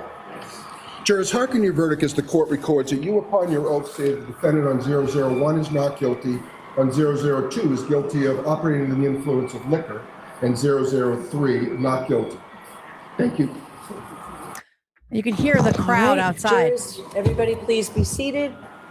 Jurors, we thank She's you for free, baby. So she was, if you missed that, she was found not guilty on the 3 major charges of murder and leaving the scene of an accident that caused death. And manslaughter. And then the manslaughter, yeah. She was found guilty of an OUI, operating under the influence, and she received a year's probation, which required her participation in a drunk driving program. And she received outpatient treatment and a suspension of her driver's license. This is all standard for a first-time offense. So it's literally like she is not responsible for anything except the drunk driving. What she's responsible for. Shut up. Yeah. And then No, but here- it's true. It's true. yeah. Like, cause that I'm like, obviously I'm happy that and I always think in my head that, you know, the secondary, tertiary crimes that happen there, or what if it would be taken seriously, but everyone just driving around fucking wasted is hammered. I is mean, crazy. and And I get pop it. Maybe culture, man. It's crazy. It's a small town and it's like, or whatever it is that they think. It's just, it's just crazy. Yeah, totally. So here she is on the steps. I can't overstate what a huge trial this was in Massachusetts. Like I said, it was coming at us from like every single outlet all the time, everywhere. We were saturated. And so I was like, oh, this is just too much. Like, I can't get into this right now. Like, that's what it felt like. I just cannot get into this. Thank you, David. And so, but I know how invested everybody is. And most people that I knew were on the side of Karen Reed is being framed. And so you can hear how happy people are outside the courthouse here. Here they come. I mean, this is insane.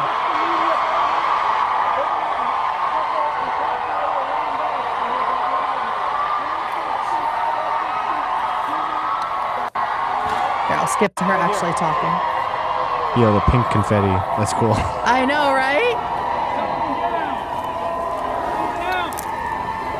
I just want to say two things.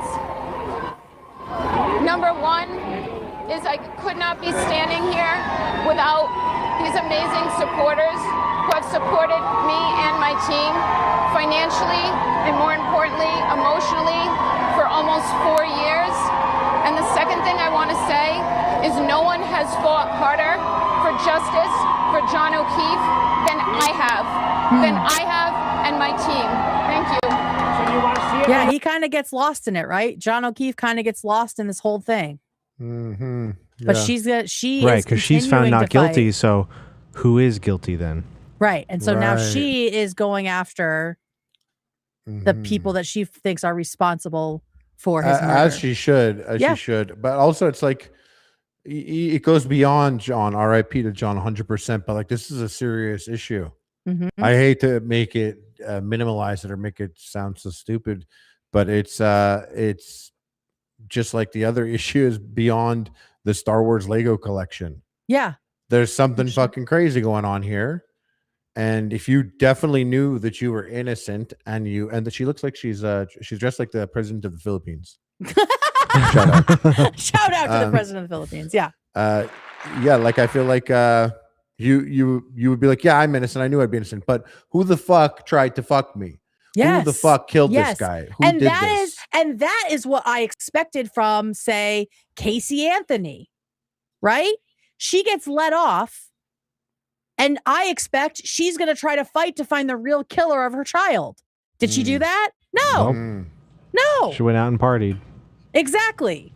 So, I mean, this to me seems like the right reaction to if you have been wrongfully convicted or wrongfully charged and accused of murder, of the murder of your loved one, right? Even if you guys were going to break up soon, you still cared about each other, right? Mm-hmm. So let's get into the next part, which I will tell you right now might put us on the radar of a total fucking psychopath. This is Turtle Boy. His name's Aiden Kearney. And like I said earlier in chat, That's Turtle Boy? he is my state's, Turtle Man. hang on, let me find the statue to show you guys. And you'll see it's like he's riding or fucking a turtle. This is the statue. Let me open it. It's coming, guys. This is a statue in the center of Worcester, Massachusetts. Okay. It's apparently a naked boy riding a turtle. To me, it looks like he's fucking the turtle. And this is where Turtle Boy gets his online persona name. So the real Turtle Boy is Aiden Kearney. He is what I consider to be, like I said, my state's Bad Empanada. He is a right-wing blogger and doxer who has been targeting activists, especially Black and queer activists and women of all shades and sexualities for years, especially around the Black Lives Matter movement and after, and trying to get them fired for years across the state. He allegedly would organize harassment campaigns of people calling the jobs of these activists and trying to do campaigns to get them fired. A woman in my town got fired because of him, allegedly. So no, I don't think that he's like a cool, good-hearted guy. Well, what does he do here that people like, or why he would even have? Well, because he was on Karen Reed's side. He believed that she was innocent. He believed that there was a cover-up, and I agree with him. in this situation, but the way he goes about things is disgusting. He has now been arrested and charged with intimidating witnesses in this case, okay. intimidating jurors. And this is how he makes harassing his money, though. jurors. So he's like probably really out there. Yes, he makes all of his money now on his website, Turtle Boy, doing like he exploded because of this case, right? Before that, he was just like a small time blogger shitting on social justice warriors and all of that. But since the case, he has blown up and feels very self-important. He is a former teacher who resigned in disgrace in 2014 because of he was accused of lewd and intimidating behavior toward a young woman at a Patriots football game in Buffalo. I mean, just couldn't get more Massachusetts than that. There was an investigation by the school committee during which he resigned instead of letting himself get fired. And as soon as that was done, he started his crusade against the school. He's tried to become a school board member in his town. Like he is not good people, in my opinion. So in October 2023, during the trial, which ended in 2024, he was arrested for allegedly harassing and intimidating Proctor, the main investigator, who is a dickhead. We hate him. He sucks. He's a very, very bad guy, right? But you also can't fucking do that. You can't do that, right? Along with several people who were at the house party that night. So this is 2023, the first time that he was charged with intimidating and harassing witnesses. Okay. Here he is getting arrested in his free Karen Reed sweatshirt, which I'm sure he was selling as merch, right? Get your bag, King, or whatever the fuck. So there he is getting arrested in 2023. He was specifically accused as well of going to the home of a grand jury witness, shoving her and threatening her. No, that's crazy. All for the content, because that's how he gets his money, right? Yes. And because he was like obsessed with the trial, in my opinion, obsessed with Karen Reed. He was like texting with her. And I think he felt like her white knight.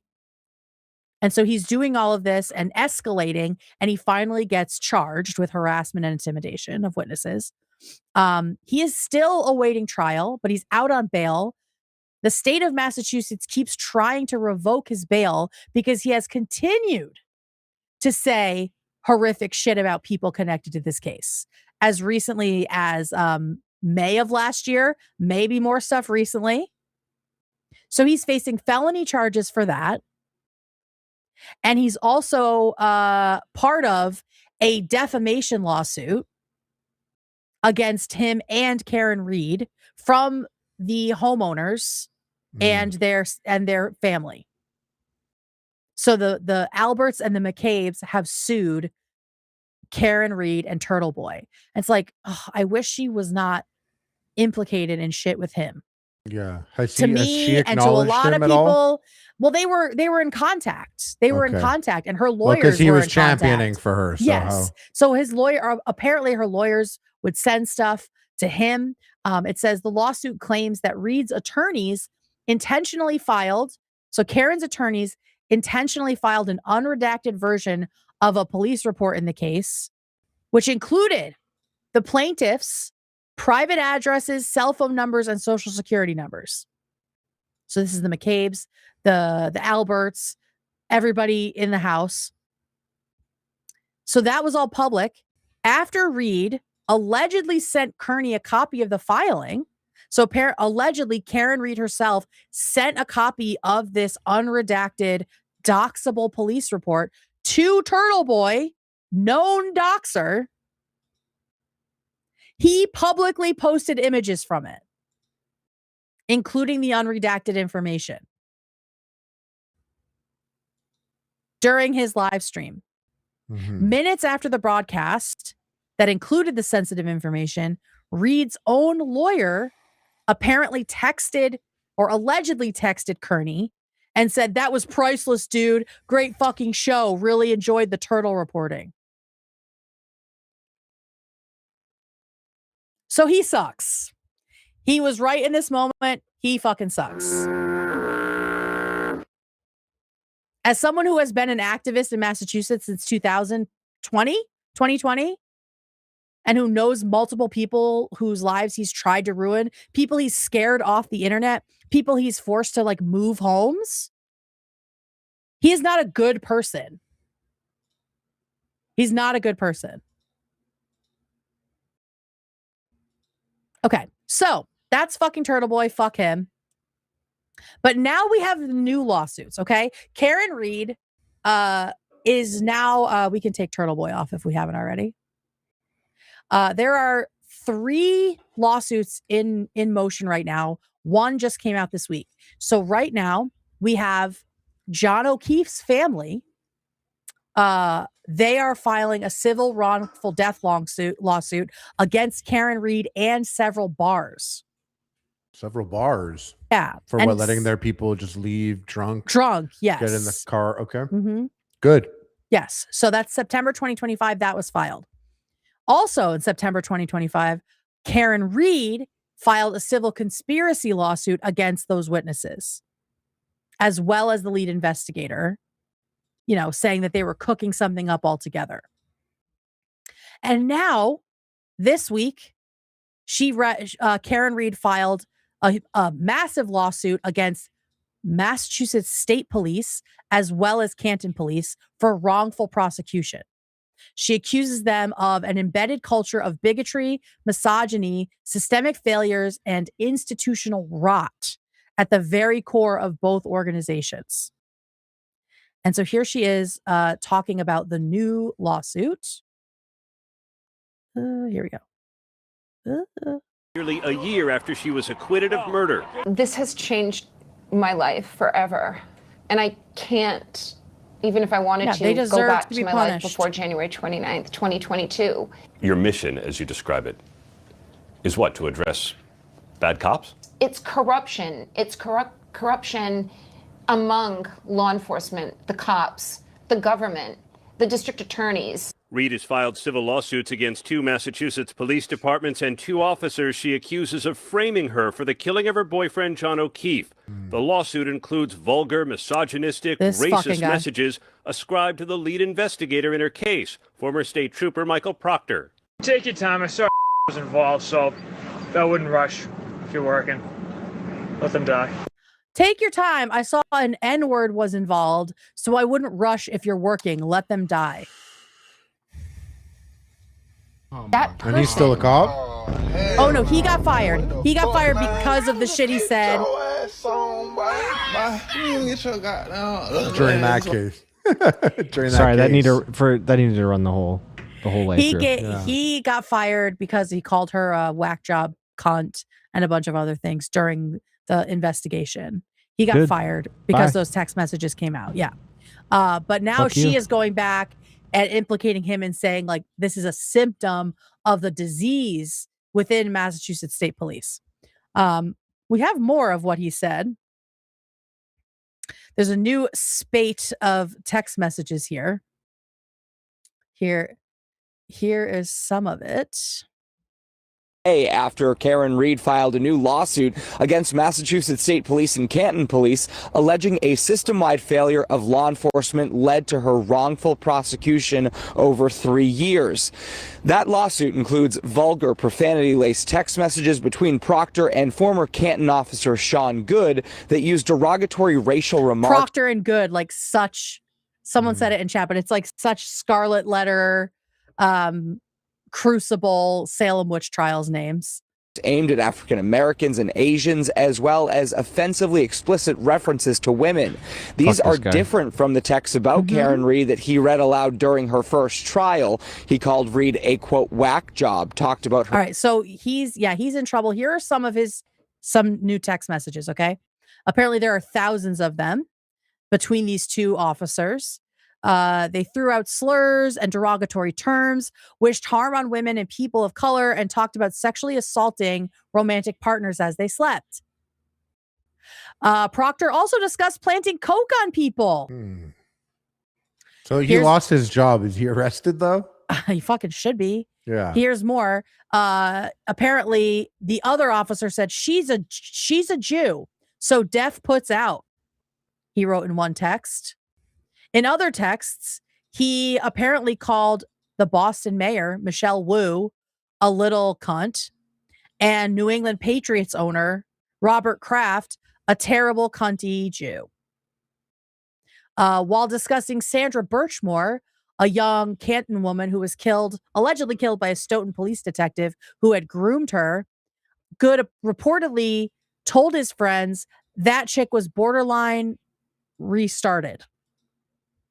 In another message, Proctor allegedly wrote, "It should be punch N-word day in Canton today out of retribution. Any N-word you see, blast it in the face. Blast it in the face." And then finally, America sucks. Hitler was really onto something. Then the effing U.S. had to step in and ruin it. Proctor said this to someone else he knows. He also purportedly wrote that there were too many Jews in a specific Massachusetts town, Sharon, and said we really should keep them in a concentration camp. So this was the lead detective on the Karen Reed case. Do you think that she got a fair shake? I sure don't. So yeah, so she's suing him now. My God. And we love that for her. And he's in deep fucking shit. He's in deep shit. Check this So dude's we love that. tattoos. Yeah, for real. So he sucks. And so yeah, at the end of it, I would say I still do not know what happened, but I don't think there was enough of a case to even try Karen for this. No. Like, man, that must have been so scary being like, I'm so fucked.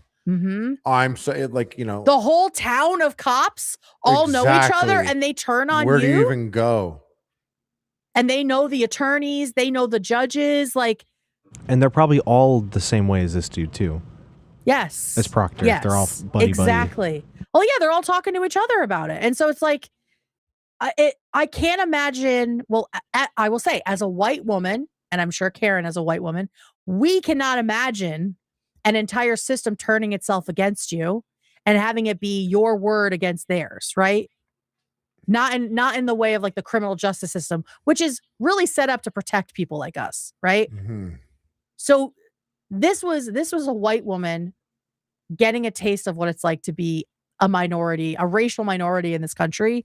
And you can see it all. You can see the whole system, right? You can see the federal agents and the cops talking to each other, potentially getting tipped off about the subpoena coming through. You can see the wives involved in it too. Like, you can see the whole fucking system.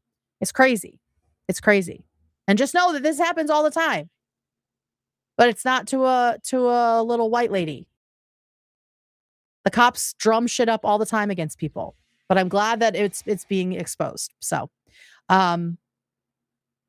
cool. So that's it. What do you guys think? Do you think she was innocent? Oh, what a roller coaster. Yeah, I mean, I don't think I was checking to see if my window's open. I don't want the police listening. Police. Yeah. First of all, incredible. You took us on an excellent ride there. Thank you. I hope Really I did okay. did. Yeah, I know. incredible. I'm sure that I missed stuff. No, I had lots of questions there, and you Great answered questions. them. Great questions. I think the cops are up to some shit. Sure seems that way. Yeah. We'll never know. I think they had a terrible relationship. Also true, and they she'll were probably drank a lot. next time. Yeah, exactly.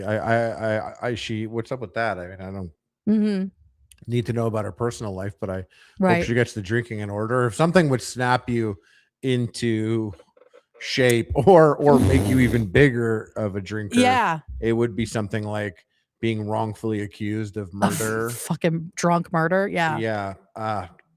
So wild. She had to go she had to go to like a program of some kind, so maybe that helped, but who knows? And I hate to simplify it again, but it really does make me think of the Lego thing going on right now. Yeah. Like police just doing, and I mean, listen, if you'd cover up silly ass Star Wars Lego thing, you'd cover up murder. We're on both ends of there's not a single Hang thing on a that second. they wouldn't lie about. Pause 1 second. See, this is the shit I'm talking about with Turtle Boy. Someone said, I was timed out for saying Aiden has a huge heart. I messaged him to let him know. So you went and tattled to Turtle Boy? I'm sorry. That's Turtle Boy. That is Turtle Boy. That's like just like this is the shit that they do. Like, it's just insane. It's just insane. Like, why would you do that? That's just a weird thing to do. No one's allowed to criticize him. Turtle Boys, chill. No one's allowed to criticize him. Chill. He told you. What are we we're all doing, chill. girl? So now I told him we're both going to show you how chill we are. Y'all are crazy. That is a crazy thing to do with peace and love. Like tattling to Turtle Boy. Sorry, that really annoys me with peace and love. Anyway, you were saying. No, Turtle Boy ruined it. Like he is wont to do. Like, I'm sorry, y'all picked the wrong person to do this, because I personally know people who had to leave town because they were being harassed by Turtle Boy fans. Harassed and threatened. It was a queer family, a lesbian family, had to fucking leave town because they were being harassed at their home where their children live. Okay? Hello, Turtle Boy. Yeah, she's doing it again. Yeah, right now she's doing it again. Yeah, she's talking about you. Insane behavior, snark behavior. He deserves to know when he's being spoken about. I can't defend him.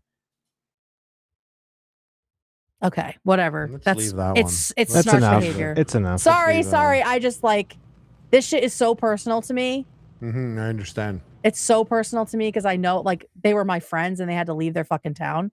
But anyway, Harley. Yeah, no, anything else you had to say? It was crazy circumstance. I can't believe she got out of it, actually. That's the craziest part. I didn't think this was gonna end up like that.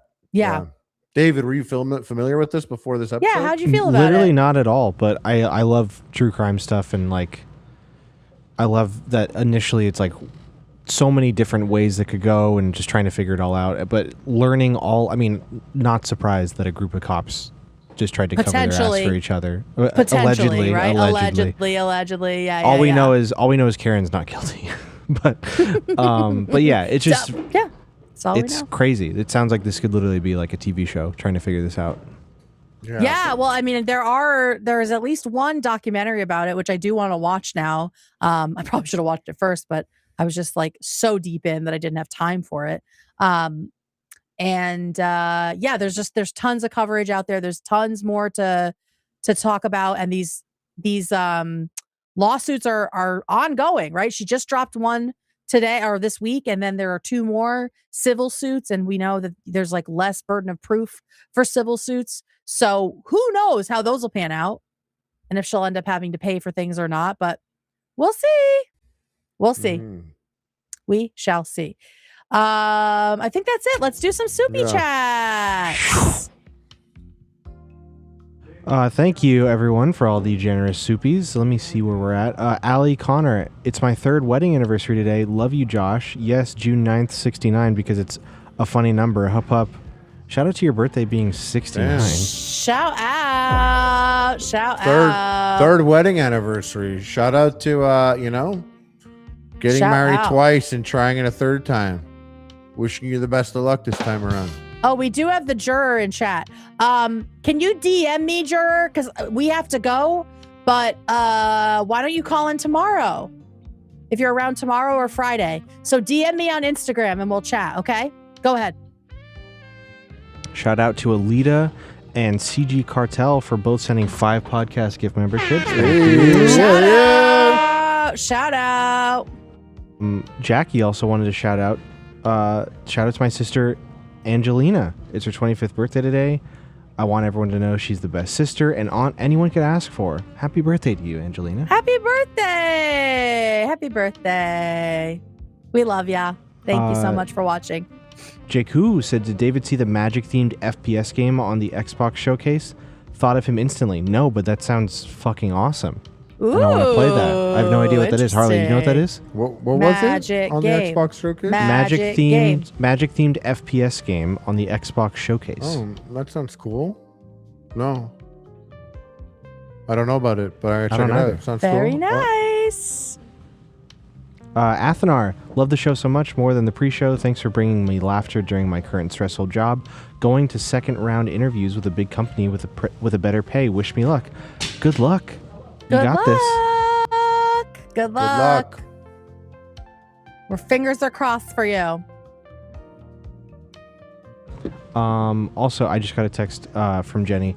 She just wanted me to let you know that you did a very good job covering this case, Kate. And she had thank you. You had Tell her notes we said till the very tell her end. we said tell her we said thank you. Thank She's you, listening right now, so Jenny. she heard that. Thank you so much. She was thank hooked. Thank you. We love you, Jenny. Appreciate it. Oh, when Sriracha sent all those gifties, H3 Prime Minute said, shout out Sriracha for keeping Kate's lights on. Yeah, we're good till the end of the month now. Yeah, thank you. Thank you so much. I really needed it. Robin with a warning donated, said, Zach's my birthday twin, 922. Shout out. Shout the fuck out. Shout out. Boogity, thank God I have this pod today. My dog had bladder stone surgery, and during it, his heart stopped and needed CPR. Oh my goodness. Oh, no. I'm so Jesus scared. Christ. And this is an amazing distraction while I wait for updates. Gramley, oh my goodness, I hope your doggy's okay. Oh my goodness. We hope Puppy's okay. Definitely sending good vibes to Buppy. Puppy's okay. Yes. Oof. Free the Dimple said, this isn't a made-up name. I went to school with someone named Shelby Cummings.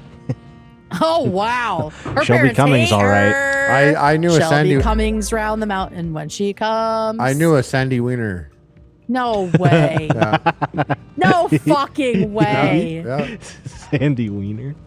There was a guy in our phone book, and I think it's a very common Indian name, but his first name was Mahboob, Mahboob, and his last name was Butt. Mahboob Butt. That poor guy. Wow. Got so many prank calls from kids in our town. He was like the number one call for every kid as soon as they saw it. Mahboob Because Butt, of course, you go to look up butt first in the phone book, right? That's where you go first. You go to butt. And then you're like, Mahboob, you know, like yo, this poor like immigrant man, right? Like has no idea why children are doing this to him. Oh, I hope he's okay, Mr. Butt. Wherever Shout out you are. Mahboob. Shout out Mahboob. Shout out for Mahboob sure. and Butt. Yeah, Mr. Butt. Hannah B3A said, happy Pride and shout out my fellow lesbians. Kate, would love to see you host LGBTQ plus Jeopardy on the pod in that sick rainbow outfit. That would be sick. That would be so fun. I love that. That's Maybe a really good idea. Maybe that I could love be that. our last episode before break. Ooh. I love that. Or we could do it in LA whenever we end up there. That's true. We'll see. It just won't be Pride Month. I'll put it in the hopper. Oh yeah, that's true. It won't be Pride Month. Okay, continue. Shout out to Kay Good for You, who just now sent 5 podcast gift memberships. Thank you. Thank you. Oh, someone said Mahboob means beloved in Arabic. Oh. His mom loved him so much, and then a bunch of stupid kids in America called him and Like, said, boob. "Ooh, boob, stupid." Rivendell donated to talk about Harley when you were mentioning hugging Mr. Beast and said, he's not allowed snacks, Harley. That's why he couldn't touch you. Oh, good one. Yeah. That's a good one. That's a good one. Megahan said, please check out John Schneeberger case, Canadian case that blew my mind when I heard it. I'm a huge true crime fan, and this one has always stood out. Okay. Interesting. Never heard of it. Devin with an eye said I watched both of her trials all the way through, several times through. Emily Baker, I believe Karen is innocent, but we will unfortunately never know because of the horrible police work in this case. Yeah, we'll never know who. Let's do a poll while people are here. Can we say who did it? Karen, the party people, or it was an accident? The police. Like, did he fall? Because someone said, like, maybe he slipped and fell, right? Which is totally could happen. I just want to see where people fall. Working on it now. Yeah, that's fine. Yes, I did get one manned earlier. I'm sorry, I just can't. I can't with that guy. You got what earlier? They say one manned when you get like stun locked by one chatter. Ah, I like that. That's good. Right? Yeah. I just saw it in chat. I was like, yeah, that definitely happened to me. Good Poll is poll, up. David. Good poll, David. People say bad poll as they Me in always the do. dome. Me in the orgy dome with David. Everyone thinks it was the corpse. Everyone thinks it was the corpse. Was the 88%? Are you a co-op? Are you a co-op? Are you a Departed. co-op? I love that movie. The Departed. Yeah. Ninkata go said, ahead. hello, evil chat, and also hi, we chat. Hi, hello. Hello to you. Hello. Hello. Hello, Hi. everyone. Thanks for Hi. being here. We got over 7,000 viewers. Live Thank viewers, you. right? Shout out. Let's Okay. see. Space Wolf Dan, my apologies to Harley. I was unfamiliar with his 40K game. He was referring to Eisenhorn, the Inquisitor novels. Guy knows ball. Yeah, Eisenhorn. Kate, remember? Yeah. Check out the Eisenhorn Wait, omnibus. that's the Warhammer 40K. Warhammer. Yeah. I'm gonna put it on in the car. Yeah. We'll Shout see. out to Mini- Eisenhorn. Shout out Eisenhorn. Shout out Mini Dev, who sent one podcast gift membership. Thank you. Thank you. Thank you. yeah. Thank y'all. 5% of the chatter cops. Possibly. Rivendell Shout out said to 5% of cops. Yeah. Shout out. Maybe. that seems high. Rivendell says a Hey, sad so am example. Hey. Rivendell said a sad example of that is Ryan Waller. They immediately assumed he was the murderer, and he wasn't given medical attention till way too late. He died years later due to a seizure linked to his injuries. Oh my God. Yep, that happens all the time. It's so sad. Like there's just so much arrogance. You know? Yeah. Prevents them from doing their jobs. Nicole Marie said, if you think these cops are corrupt, look into Sandra Birchmore's murder. Oh, that's the one that he said the victim who was killed by the cop who groomed her, allegedly, was borderline restarted. Oh, gotcha. That's one of the cops being sued said that about her. Gotcha. Disgusting. Gross. Kelp Cookies said, I love Head so much. Thank you for being here. I feel like I'm able to pay attention to this show better than the pre-show, so love y'all. Hup hup. Love you too. We love you. Hell yeah, we love you. We love We're happy you. you're here. Yeah. We're so happy you're here. So happy. Why is it Ethan is doing iDubbbz? What does that mean? What's happening with Ethan? I don't know. Okay, continue. Lindsay Lippert said, Harley, what neighborhood did you live in Toronto? I'm getting West End vibes, or maybe Scarborough mans. Yeah, Scarborough. I lived in East York, which pretty much Scarborough coded for the most part. Shout out Scarborough. Apparently, iDubbbz just did a 60-second stream saying that Ethan is suing him. That's what people are talking about. I didn't realize it. Didn't people? He did what a is stream. that? What he didn't? Okay. I don't know. It'll be talked about tomorrow, probably. The last we heard, Ethan was debating whether or not he would. So yeah. Okay. They'll talk about it tomorrow. Muckmain said, call up the judge and get some fudge. Insane reference, Harley. Yeah. What is that from? Just literally just a Vine or something. Oh. Just a thing that was said. I see. CG Cartel said, wicked smart girlfriend. Wicked smart. Weird Fall River accent. I think it's done in Chinese girlfriend. Oh yeah, but wicked smart accent. Girlfriend. Yeah. Yeah. I Am Throw said, hey buds, joined late, but when I came in, the subtitles on Harley was showing something about Gape God, and I need to know what that's about, please. Oh, I don't remember what that was. You were What? talking about Cape Cod. Cape Cod. And he's like, I'm Cape the Cape Cod. God. And he's like, Cape Cod. They call me in the dome. Yeah, that's right. It all goes back to the dome. They call me in the dome. It all goes back to the dome. It all goes back to the high. All right, all let's keep goes going. back to the humana popsum tags. That's all of our soupies. Thank you, everyone. That's it. Okay. Really? Hey guys, Oh, okay, cool. humana popsum tags. Thank you, everybody. Thank you so for much. being Humana here. popsum tags. I hope you enjoyed another True Crime Tuesday. We will be back tomorrow for our normal show. We hope you guys get to pop some tags. Pop some tags in the meantime. I'm going to go enjoy the sunshine that is still outside. I'm gonna go whack off. Yeah. Do whatever you want. And we will see y'all tomorrow. Bye.